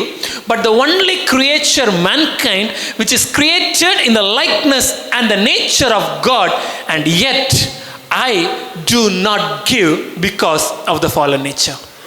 We are here to give.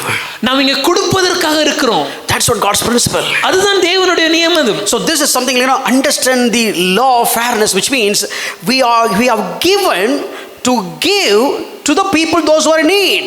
ஐயா, இந்த சமநிலை பிரமாணத்தை புரிந்து கொள்ள வேண்டும். நாம் எதற்காக பல காரியங்களை தேவன் நமக்கு கொடுத்திருக்கிறார்னா தேவையில இருக்கிறவங்களுக்கு கொடுக்கிறதுக்கு. God is the greatest ever giver.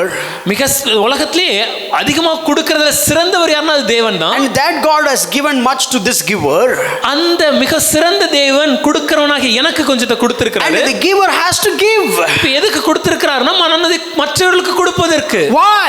ஏன்? You are in the very nature likeness of God. நான் தேவனுடைய சாயல்ல தான் இருக்கிறேன். And what is the nature of God? தேவனுடைய சாயல் என்ன? He has given me everything.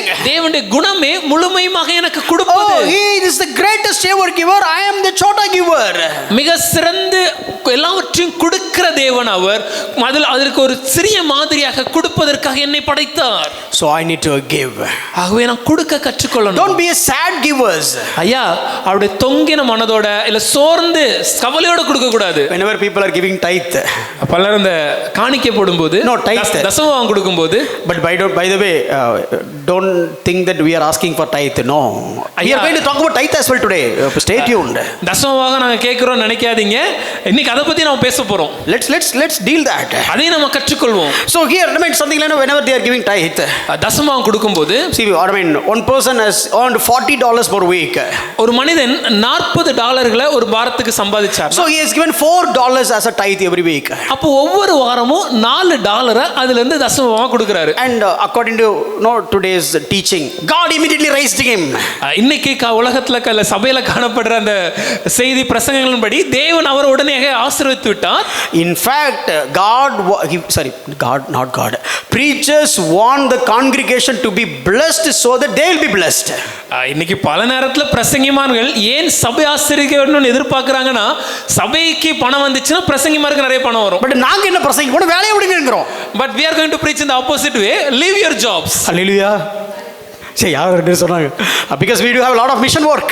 ஏன்னா அதிகமாக நமக்கு தேவைகள் இருக்கு, சேவைகள் இருக்கு. Okay, that's a different story. அதை நம்ம பிறகு பேசுவோம். So this guy has got $40 and he is given $4. Then he has got $400. Then he is given $40. அந்த மனிதன் முதலாவதாக $40 வாரம் சம்பாதிக்கும் போது $4 தசமமாக கொடுத்தாரு. பின்பாக $400 அவர் வாரம் சம்பாதிக்கும் போது $40 தசமமாக கொடுத்தாரு. Then God has lifted him up. தேவன் அவர் மறுபடியும் ஆசீர்வதிக்கிறார். Now he has got $4,000. இப்போ $4000 அவருக்கு வந்துடுச்சு. And he started giving $400 as tithe. ஆகவே $400 எப்படியோ அவர் மறுபடியும் கொடுத்துட்டாரு. And God is a good God. தேவன் நல்ல தேவன் அல்லவா? இத மட்டும் கட் பண்ணி போட்றாதீங்க. இது illustration. God has blessed him much. Please don't take this part alone. இது புரிவதற்கான ஒரு உதாரணம். தேவன் அவர் அதிகமா ஆசீர்வதிக்கிறார். He has got $40,000 per week. இப்போ ஒரு வாரத்திற்கு $40,000 சம்பாதிக்க ஆரம்பிச்சிட்டார். Now it is hard. இப்போ கொடுக்கிறது கொஞ்சம் கஷ்டம் ஆயிடுச்சு. $4,000 per week. ஒரு காலத்துல இதுதான் என் சம்பளமே. ஒரு வாரத்துக்கு $4000 நான் காணிக்கை கொடுக்கிறதா? It's one time I was the entire week I just earned this much. He was writing to the pastor. அப்போ போதகருக்கு கடிதம் எழுதினார். Pastor, nowadays God became so costly. போதகரே, இப்போ தேவன் ரொம்ப காஸ்ட்லியானவரா மாறிட்டாரு. So let's have a deal. ஆகவே நம்ம ஒரு ஒப்பந்தம் வச்சுப்போமே.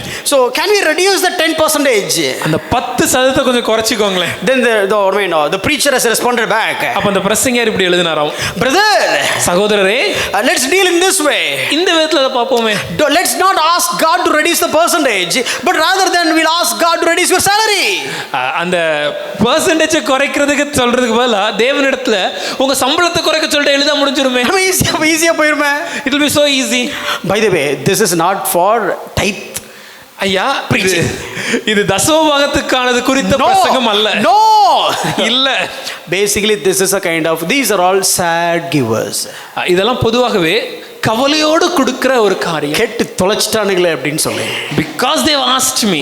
There are some people are mad givers. சிலர்லாம் புத்தீனம் இல்லாம கொடுப்பாங்க. Pastor, போதகரே, come to home evening, we have a meeting. சாயந்தரம் வீட்டுக்கு வந்திருக்க ஒரு மீட்டிங் இருக்கு. We have an engagement program. ஒரு நிச்சயதார்த்தம் இருக்கு. Actually வேற ஞாபகம் வந்துச்சு, சொல்ல மாட்டேன். Okay, we have an engagement at home. Come 6 o'clock sharp. வீட்ல ஒரு நிச்சயதார்த்தம் இருக்கு. 6 மணிக்கு கரெக்டா வந்துடணும். Don't late, okay? காலதாமதம் வரக்கூடாது, சரியா? Brother, this is your pastor. Why are you talking like this? ஐயா, போதகர்கிட்ட போய் இப்படி பேசுறீங்களே. 4,000 rupees tithe we are giving, no? $4000 வாரம் தசமம் கொடுத்திருக்கீங்கல்ல. $4000 னு சொல்லப்பா, $4000 னு மன்னிக்கோ, $4000 தசமம் கொடுத்திருக்கீங்கல்ல. $4000 னா பாஸ்டர் அவங்க வீட்ல தான் இருப்பாரு. 4,000 rupees. $4000 கொடுத்திருக்கீங்களா, வரணும்ல. This is mad givers. இது புத்தீனமா கொடுக்கிறது. God wants you to be a glad giver. ஆனா தேவன் உற்சாகமா சந்தோஷமா கொடுக்கிறவர்களா நம்ம இருக்கணும்னு எதிர்பார்க்கிறார். See, இப்பெல்லாம் ரைமிங் போட்டு ஏன் பேசுறோம், தட்டணும் தானே. Don't be a sad giver, don't be a mad giver, but be a glad givers. ஐயா, கவலையோடு கொடுக்க கூடாது, புத்தீனமா கொடுக்க கூடாது, சந்தோஷமா கொடுக்கணும். Happy to share. மற்றவர்களுக்கு பகிர்ந்து கொடுப்பதில் இருக்கக்கூடிய சந்தோஷம். This is not my terminology. ஐயா, இது நான் எழுதின வாக்கியங்கள் அல்ல. This is what the early church understanding. ஆதி திருச்சபை இதைதான் இப்படி புரிந்து கொண்டது. We are getting deviated because the lust of money. பொருளாசையின் நிமித்தமாக, பொருட்கள் மேல இருக்கக்கூடிய இச்சை நிமித்தமாக நாம் திசை மாறி சென்று விட்டோம். So here my point is, நான் என்ன சொல்ல வருகிறேன், you are in the image and likeness of God. தேவனுடைய சாயல்ல படைக்கப்பட்டிருக்கிறீர்கள். The silly sky is giving, ஐயா இந்த சின்ன இந்த வானமே கொடுக்குது, the dust earth is giving, அந்த தூசி இருக்கிற அந்த பூமி கொடுக்குது, the sea is giving, கடல் கொடுக்குது, and all the plants and trees are giving, தாவரங்களும் விலங்குகளும் கொடுக்குது, and everywhere I can see giving nature of God. எல்லா இடத்திலும் இயற்கையில பார்த்தா தேவனுடைய கொடுக்கக்கூடிய குணாதிசயத்தை நான் But who I பார்க்கிறேன். am? ஆனா நான் யார்? I am in the image and likeness of God. தேவனுடைய தேவனுடைய சாயல் ரூபத்துல படைக்கப்பட்டவன். They are all copied from my dad. அவங்க எல்லாம் எங்க தேவனிடத்துல இருந்து நகல் எடுத்து பண்றாங்க. If I am the child of God, ஆனா நான் தேவனுடைய புத்திரனாய் இருந்தேன் என்றால் how much more I should have passion to give. இன்னும் எவ்வளவு வாஞ்சை உள்ளவனாக நான் கொடுக்க வேண்டும். Hallelujah. ஹல்லேலூயா. Hallelujah. ரொம்ப கஷ்டப்பட்டு சொல்லிருக்கேன் please. This is the divine principle. ஐயா இது பரலோகத்தின் ஒரு செயல்பாட்டின் விதிமுறை. This is what Paul is saying there. இதை தான் பவுல் இங்கு விளக்குகிறார். So you will be enriched in every way, to be generous in every way, generous to others. எல்லா விதத்திலும் எதற்காக சம்பூர்ணமாய் இருக்கிறோம் என்றால் மிகுந்த உதாரணமாய் மற்றவர்களுக்கு கொடுப்பதற்கு. Let me rephrase my point. நான் சொன்னதை கொஞ்சம் வித்தியாசமான வாக்கியமா விளக்குறேன். Sowing and reaping principle is still active. ஐயா விதைப்பும் அறுப்பும் என்கிற இந்த விதி இன்றும் நடக்கிறது உண்மை. But this is not only applicable for offering box. ஆனால் இது காணிக்கை பெட்டிக்கு மாத்திரம் இதை நீங்க யூஸ் பண்ணக்கூடாது. If you do the deep dive, அதை கொஞ்சம் ஆழமா படிச்சீங்கன்னா it is not at all related to offering box. அது காணிக்கை பெட்டியை குறித்த காரியமுமே அல்ல. This is for helping others. இது மற்றவர்களுக்கு உதவுவதற்கு. This is enriching, sharing generously to others. சந்தோஷமாய் களிப்போடு மற்றவர்களுக்கு பகிர்ந்து கொடுப்பது. Let me tell you. நான் ஒரு விஷயத்தை சொல்றேன். Come, வாங்க, sow, விதைங்க, reap, அறுங்க, and give it to the world. உலகத்திற்கு கொடுங்க, and share. மற்றவர்களுக்கு பகிர்ந்து கொடுங்க. Implement the divine principle, the economic principle in the earth. பரலோகத்தின் இந்த விதிகளை பூலோகத்திலே நாம செயல்படுத்த வேண்டும். The law of fairness. சமநிலை பிரமாணம். Establish that principle. அந்த பிரமாணத்தை செயல்படுத்த வேண்டும். Then they will know who is your God. அப்ப இந்த உலகத்துக்கு தெரியும் நம் தேவன் யார் என்று. அவனும் காசுல கரெக்டா இருக்கா, நானும் காசுல கரெக்டா இருக்கா, அப்படி எப்ப சார் கடவுளை காமிக்க முடியும்? He is also so stringent and careful and calculative with the money, and I am also so calculative with my money. Then how can I show God unto him? Look at this slide. இந்த ஸ்லைடை பாருங்க. I just want to read the statement and just move on. அந்த காரியங்களை மட்டும் வாசிச்சு நான் முடிக்கிறேன். So not sharing, not storing, but sharing, that is heavenly principle. ஐயா சேகரிப்பதல்ல பகிர்ந்து கொடுப்பதே பரலோகத்தின் விதி. For others, giving is giving is something, an act they do, but it is, when it comes to us, giving is our nature. We are givers. ஐயா மற்றவர்களை பார்க்கும்போது கொடுப்பது என்பது அவர்கள் ஏதோ செய்கிற ஒரு காரியம், ஆனால் நமக்கோ கொடுப்பது என்பது நம்முடைய குணாதிசயம். If you understand the grace of God, தேவனுடைய இரக்கத்தை தேவனுடைய கிருபையை புரிந்து கொண்டீர்கள் if you என்றால், understand that God will rain from heaven the bread rather than fire, ஐயா தேவன் விண்ணில் இருந்து அக்கினி அல்லாமல் விண்ணில் இருந்து அப்பத்தை வருஷிக்க பண்ணுகிறார் என்ற காரியத்தை புரிந்து கொண்டோம் என்றால், the moment Israel people deserved for bring down fire from heaven, but God rained down bread. இஸ்ரவேல் ஜனங்கள் அக்கினி மழை பொழிவதற்கு பாத்திரமாய் இருந்தவர்களாய் காணப்பட்டாலும் தேவன் கிருபையாய் அப்பத்தை பொழிய பண்ணினாரே. What is it meaning? அதன் அர்த்தம் என்ன? That is what grace. அதுதான் கிருபை. You are deserved to die. தகுதியின்படி மரிக்க You வேண்டும். deserve to destruction. தகுதியின்படி சாக வேண்டும். But he brought the food to construct you. That is grace. ஆனால் கிருபையின்படி அப்பத்தை அருளி நம்மை உயிரடைய நடக்க செய்தாரே கிருபையை. If you value the grace more than your riches, then you will share your riches because you understand the power of grace. ஐயா தேவன் நமக்கு அருளிய கிருபை என்னன்னு புரிந்து கொண்டு எனக்கு இருக்கிற ஐஸ்வர்யத்தை விட அந்த கிருபையை நான் பெருசா பார்த்தேனா என்கிட்ட இருக்கிற ஐஸ்வர்யத்தை பணத்தை பகிர்ந்து கொள்வேன். ஏன்னா கிருபைனா எனக்கு என்னன்னு தெரியும். Let me tell you an important statement. மிக முக்கியமான ஒரு வாக்கியம். I can love money. என்னால பணத்தை நேசிக்க முடியும். Anybody can love money. யாருனாலையும் பணத்தை நேசிக்க முடியும். Anybody can love me to the extreme. யாருனாலும் எந்த எல்லைக்கும் செஞ்சு பணத்தை நேசிக்க முடியும். Money will love nobody. ஆனா அந்த பணம் ஒருவரை நேசிக்காது. You can love, you can pour out your love over money. அந்த பணத்துக்காக நீங்க உங்க ஜீவனையே கொடுக்கிற அளவுக்கு நேசிக்கலாம். But the nature of money is running away from hand to hand. ஆனா அந்த பணத்துடைய குணாதிசயம் என்னன்னா கை விட்டு கை தாவி போயிட்டே Maybe in இருக்கும். today's technology, from mobile to mobile. இன்னைக்கு ஒரு டெக்னாலஜி டைம்ல சொல்லணும்னா ஒரு மொபைல்ல இருந்து இன்னொரு மொபைலுக்கு போயிடும். Your GPay to other GPay. உங்களுடைய ஜிபே அக்கவுண்ட்ல இருந்து இன்னொரு GPay How account. much you love the money, நீங்க எந்த அளவுக்கு பணத்தை நேசிச்சாலும் still she will elope. கண்டிப்பா ஓடி போயிடுவாங்கங்க. But if you love God, ஆனா தேவனை நேசிச்சீங்கன்னா, but if you love God, தேவனை நேசித்தீர்கள் the one என்றால் who has given everything, எல்லாவற்றையும் தேவன் தான் அருளினாரே. even if you want to run away, நீங்கள் he will chase you down and keep loving you. மன்னிக்கவும், நீங்கள் தேவனை விட்டு ஓடி போகணும்னு நினைச்சா கூட தேவன் உங்களை தொடர்ந்து வந்து துரத்தி வந்து உங்க அன்பினாலே உங்களை அணைத்துக் கொள்வார். You are the enemy. அவர்களுக்கு சத்துருக்களா You are இருந்தோம். you are the enemy of God. தேவனுக்கு சத்துருக்களா இருந்தோம். He has to rain down sulfur over you. அக்கினி மலையை நம்ம மேல் வருஷிக்க பண்ண வேண்டும். But you pour out grace. ஆனா கிருபையை பொருளினாரே. That's why we are singing today. ஆகவே தான் நம்ம பாடுறோம். Oh, he is the lover of my soul. அவர் என்னுடைய ஆத்துமாவின் நேசர். Made the enemy seated at his table. அவருக்கு சத்துருவாய் இருந்த என்னை அவரோட பந்தியில் அமர பண்ணினாரே. How come he will not feed me? ஐயா, அவர் என்னை எப்படி போஷிக்காம Oh, இருப்பாரு? the grace is so much, so great. இந்த கிருபை மிக பெரியது, மிக மேலானது. And I am not saving. ஐயா, நான் சேமிக்கல. I am not having more focus on savings. சேமிக்கிறதுல அதிக சிந்தியுடையவனா நான் இருக்கிறது இல்ல. I don't mind whether the saving is there or not, but I know he is there for me. ஐயா, எனக்கு சேமிப்பு இருக்கா இல்லையாங்கிறது என்னுடைய சிந்தை இல்ல. ஆனா எனக்காக அவர் இருக்கிறார் என்பது என் சிந்தையா இருக்கிறது. அதனால தான் பாடணும், காக்கும் தெய்வம். That is why we sang. He is there for me. Yeah, he is there. எனக்காக அவர் இருக்கிறார். I do have lot of lacks. குறைவுகள் அநேகம் எனக்கு இருக்கலாம். I have trials. எனக்கு போராட்டங்கள் இருக்கலாம். I have challenges. சவால்கள் இருக்கலாம். I have failures. தோல்விகள் உண்டு. I am in the wilderness. நான் வனாந்தரத்தில் இருக்கலாம். I cannot save anything. என்னால ஒண்ணையும் சேமிக்க I முடியல. cannot take it anything for, as I know savings. என்னால எதையும் ஒரு சேகரிப்புன்னு சேமிச்சு வைக்க முடியல. Everyday life is a challenge. ஒவ்வொரு நாளும் என் வாழ்க்கை சவாலாக Oh, இருக்குது. I don't have this or that. எனக்கு இது இல்ல அது இல்ல, நிறைய குறைவு. Money is not there. பணம் இல்ல.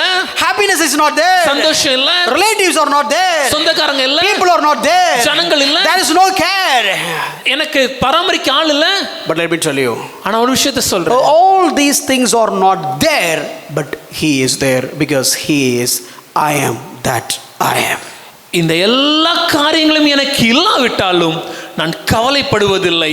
ஏனென்றால் அவர் எனக்காக இருக்கிறார். அவர் எப்பொழுதும் இருக்கிறவராகவே இருந்து எனக்காக இருந்து கொண்டிருக்கிறார். We sang இதுவரை உதவின எபினேசர். That's why we நாம் பாடணும்ல, இன்மட்டும் God who is with us right now. Money is not your Ebenezer.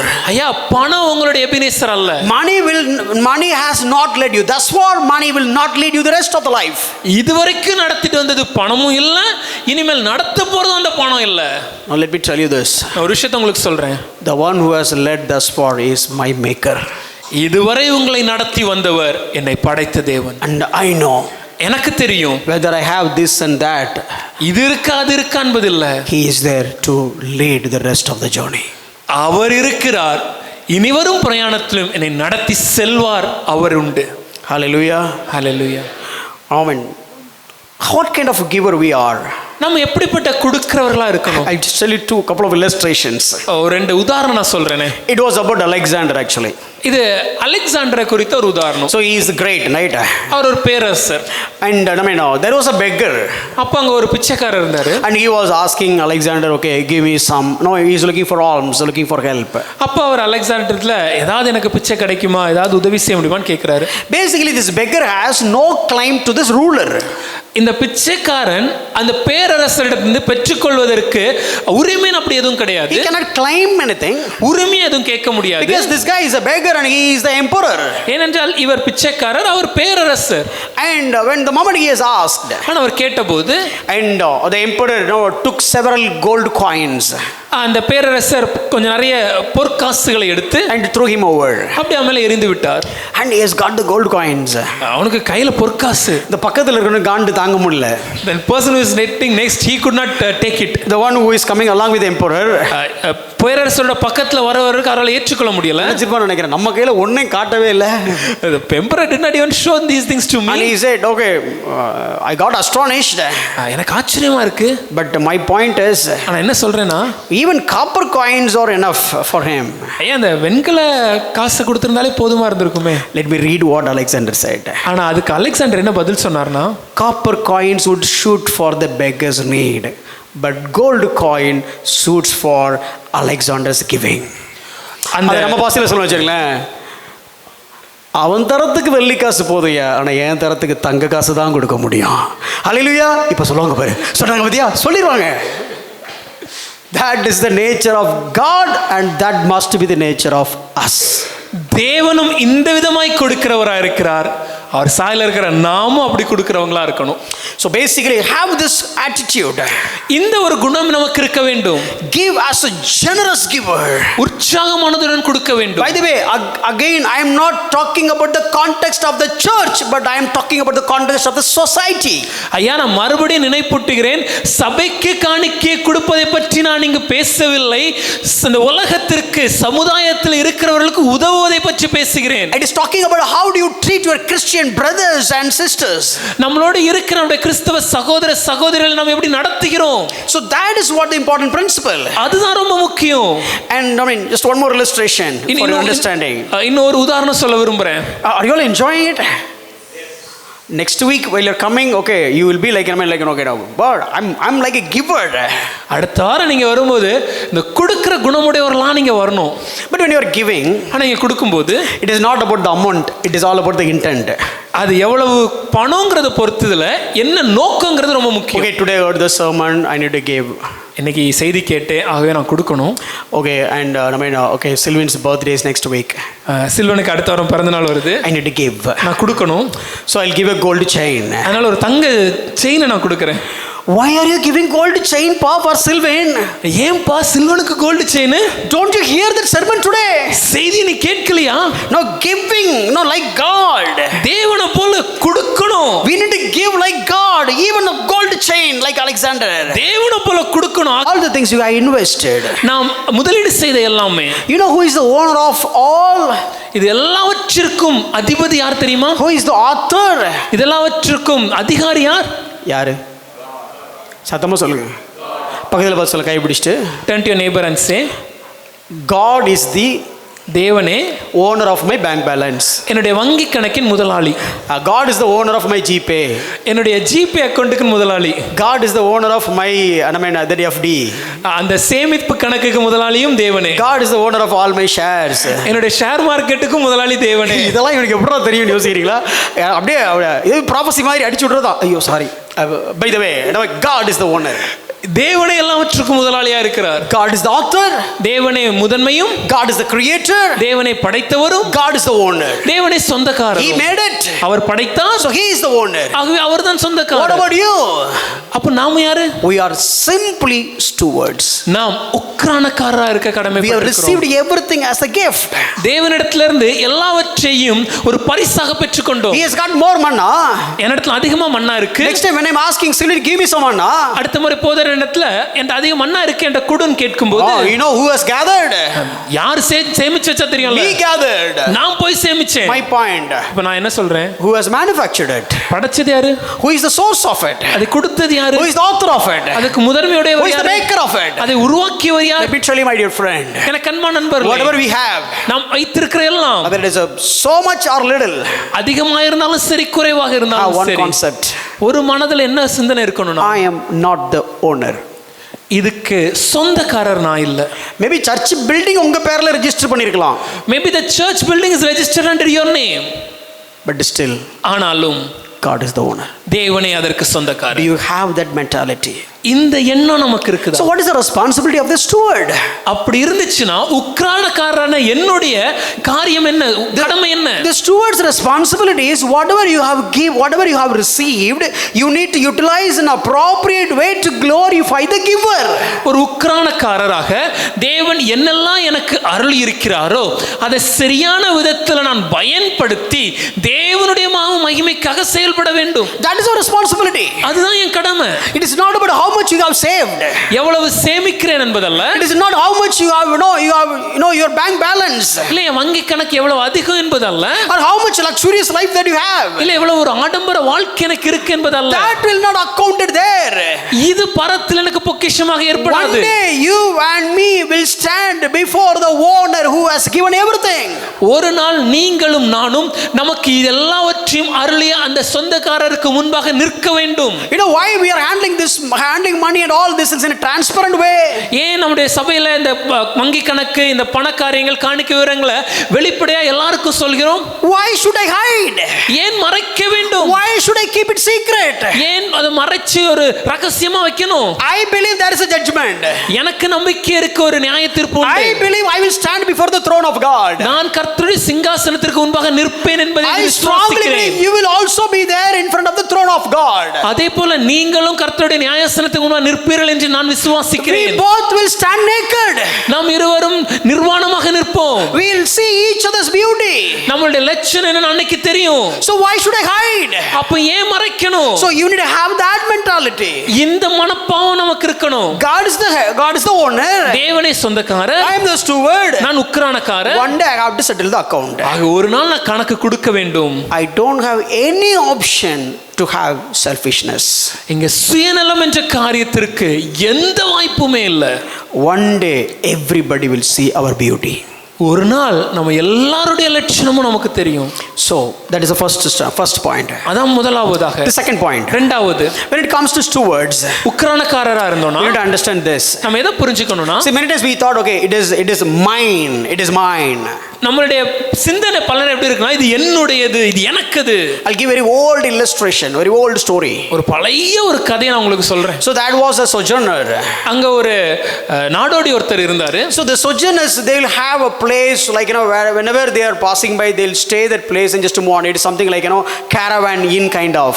இந்த நாடோடிகளோட பழக்கம் என்னன்னா, போற வழியில எல்லாம் அங்கதான் விடுதி இருந்துச்சுன்னா அந்த இடத்துல தங்கும் விடுதியில தங்கிட்டு அப்புறம் அங்க இருந்து கடந்து செல்வாங்க. So one day this sojourner, ஒரு நாள் அந்த நாடோடி this came to a palace. ஒரு அரண்மனைக்கு வருகிறார். And he entered the courtyard of the palace. அந்த அரண்மனையின் முகப்பு வாயில்ல அவர் வருகிறார். And he treated it as a inn.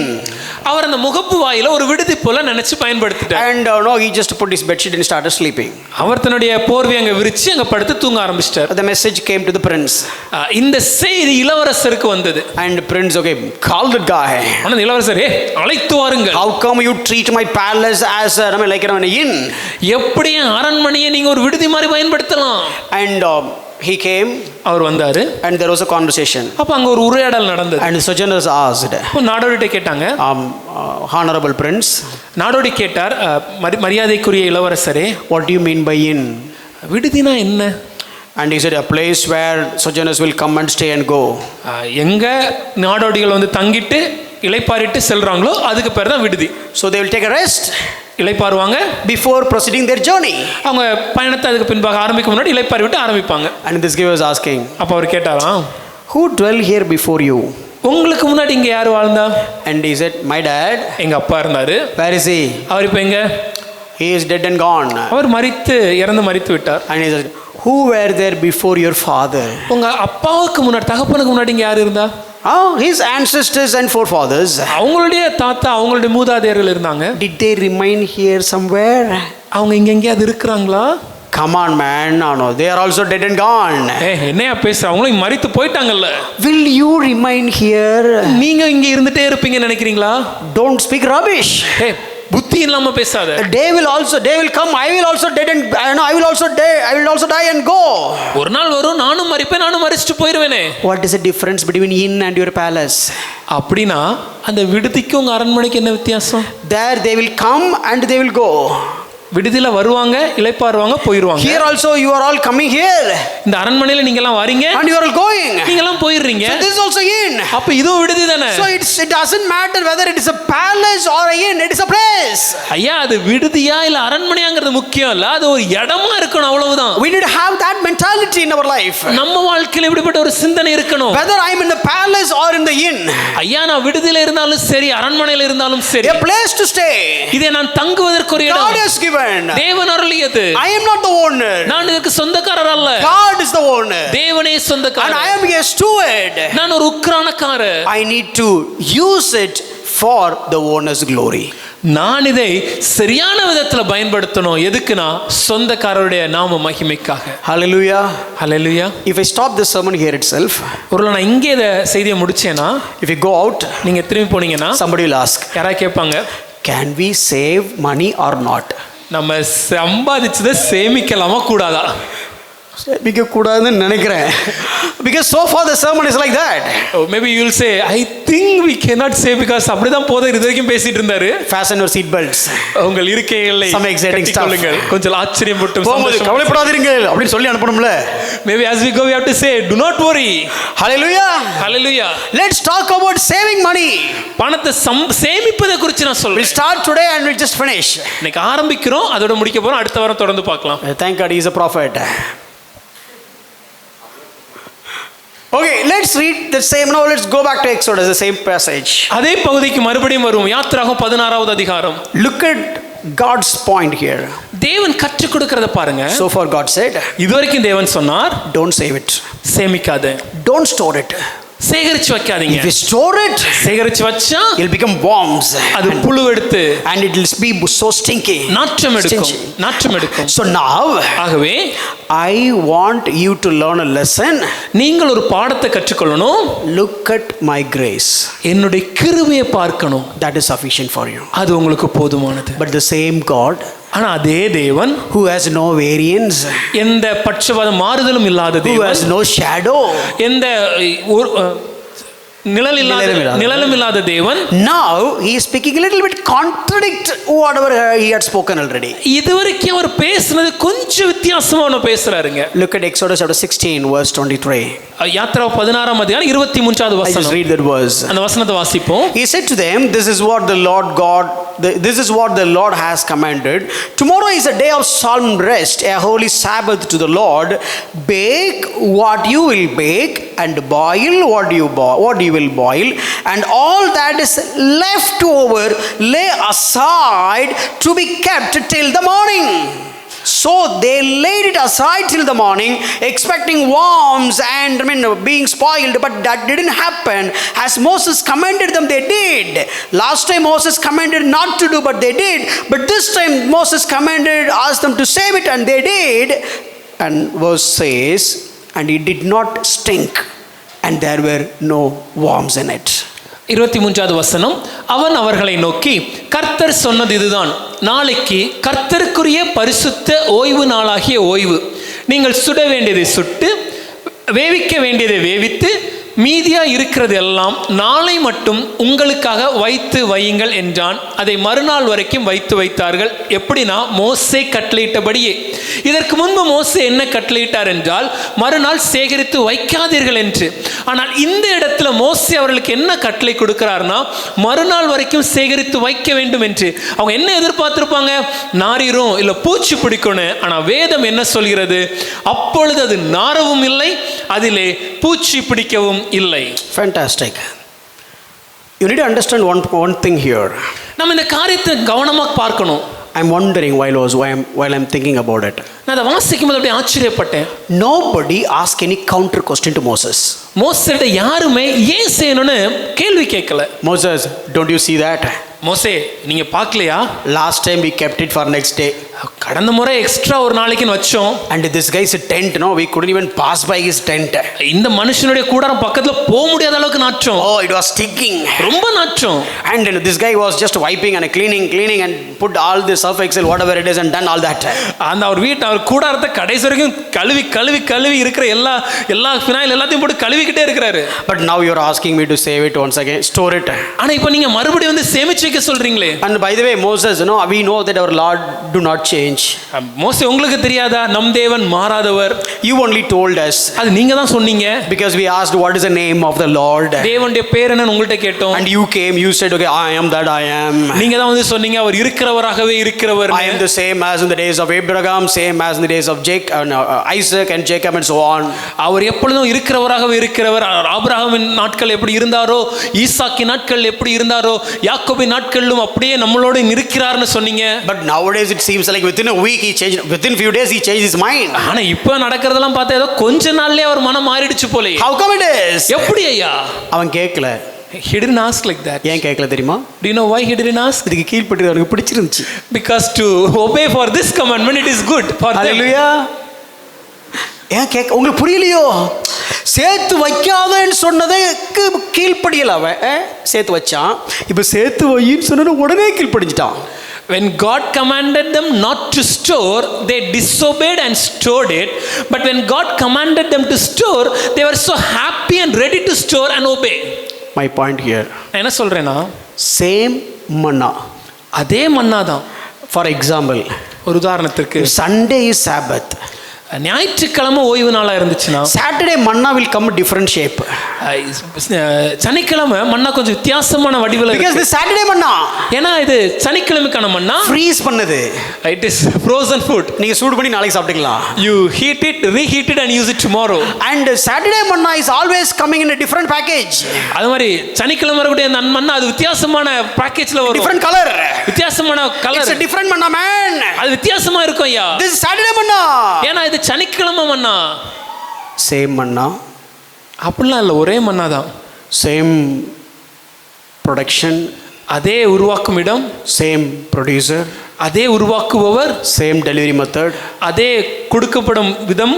Same doorstep. அதே வீட்டுக்கு முன்பாக. And same people. அதே ஜனங்கள். Same methods of cooking.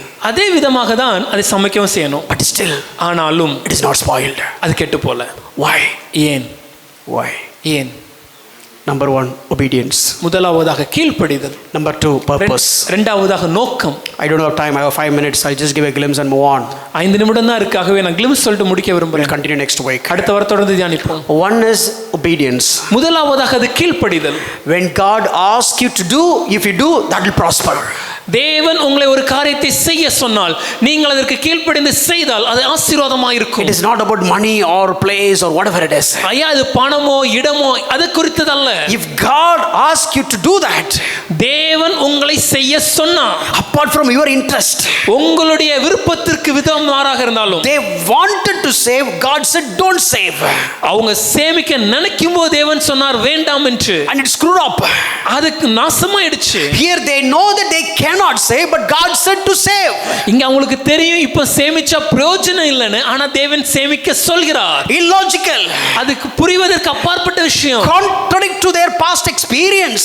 முன்பு நடந்த அனுபவத்திற்கு முரண்பாடானது. But still they obeyed. ஆனாலும் கீழ்ப்படிந்தார்கள். God blessed. ஆசீர்வதிக்கப்பட்டனர். God blessed. ஆசீர்வாதம். Number 1, முதலாவது simply obey. நிச்சயமாக கீழ்ப்படியணும். If you obey, don't make sure that your interest is not highlighted.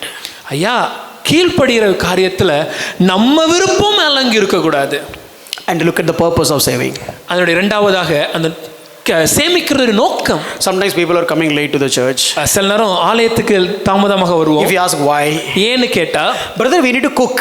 ஐயா சமைக்கணும் ஐயா. No, we need to prepare the breakfast and lunch. ஐயா காலை உணவு மதிய உணவெல்லாம் ரெடி பண்ணணும். Anyway you will not leave us early. எப்படி நீங்க சீக்கிரம் விட மாட்டீங்க? And you will never change. We will never change. நீங்க மாற போறதும் கிடையாது. நாங்க மாற போறதும் கிடையாது. We are not going to change. நீங்க மாறிடுங்க. And we expect you to change. And what to do? அப்ப என்ன செய்யறது? No food. சாப்பாடுமே. Follow the manna concept. ஐயா இந்த மன்னாவோட கான்செப்ட் ட்ரை பண்ணி பாருங்க. Prepare Saturday manna. சனிக்கிழமை மன்னாவை தயாரிச்சு Saturday manna will survive for Sunday. ஞாயிற்றுக்கிழமைக்கு அது எக்ஸ்டெண்ட் ஆகி வந்துரும். Why? ஏன்? To celebrate Sabbath. ஓய்வு நாளை ஆசரிப்பதற்காக. This is the first time God was talking about Sabbath in the entire Bible.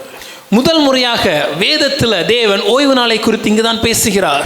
They are saving it for the purpose of giving glory to God. அவங்க எதுக்கு சேமிச்சு வச்சாங்கன்னா அந்த சேமிப்பின் மூலமாக தேவனுடைய நாமம் மகிமைப்படுவதற்காக. Same manna, அதே மன்னா தான், same people, அதே ஜனங்கள், same God, அதே தேவன், same place, அதே இடம், same tent, அதே கூடாரம், even same vessel, அதே பாத்திரம் but தான். still it didn't stink ஆனால் அது நாரல, கெட்டு போல. because the purpose has changed. ஏன்னா இப்ப நோக்கம் மாறிவிட்டது. I'll read 2 statements and finish. 2 வாக்கியத்தை வாசிச்சு முடிக்க போறோம். God is forcing them to seek God instead of working on Sabbath. First thing. முதலாவதாக தேவன் ஓய்வு நாட்களில் வேலை செய்யாமல் தேவனை மாத்திரம் சார்ந்திருக்க வேண்டும் என்பதை கட்டாயப்படுத்துகிறார். நம்ம பார்த்தீங்களா, சண்டே சர்ச்சுக்கு வர்றதுங்கிறது அவ்வளோ சவாலாயிருது. Today for us to come to church on a Sunday is a big challenge. If God has given a rule, ஆனா தேவன் ஒரு நியமத்தை வச்சார்னா, if you are not going Sunday, if you are not, by the way, Sunday worship பண்ணிடாதீங்க, எக்ஸாம்பிளுக்காக சொல்கிறேன். Look at God is training them. It is only for understanding purpose. Let's not worship the day Sunday. அவங்களை தேவன் எப்படி பக்குவப்படுத்தார்னு புரிஞ்சுக்கோங்க. God wants them to seek Him. தேவனை அவர்கள் பார்க்கணும், தேடணும். God said, I will not send it for Sunday. நான் ஓய்வு நாளைக்கு அதை அனுப்புவதில்லை. I will not send manna for Sabbath. ஓய்வு நாளைக்கு மன்னாவை அனுப்புவதில்லை. All the people went and searched. கொஞ்சம் பேர் போய் தேட வர செஞ்சாங்க. Got disappointed. ஏமாற்றம். God made them, and God made them to seek His face by touching their food.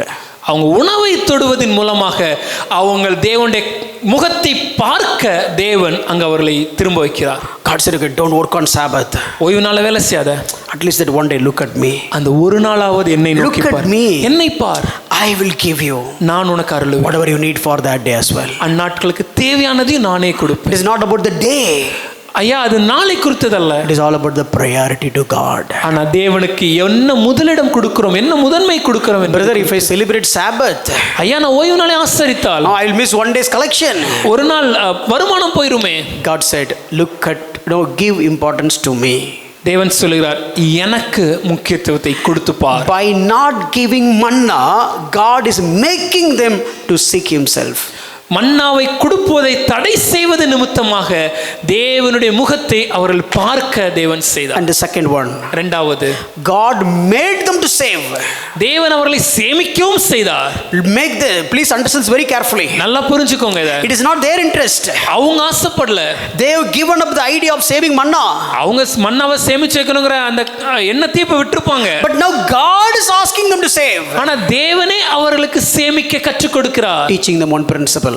ஒரு காரியத்தை இங்க கற்றுக் கொடுக்கிறார். If you save it, சேமிச்சு வச்சீங்கன்னா save it for my glory.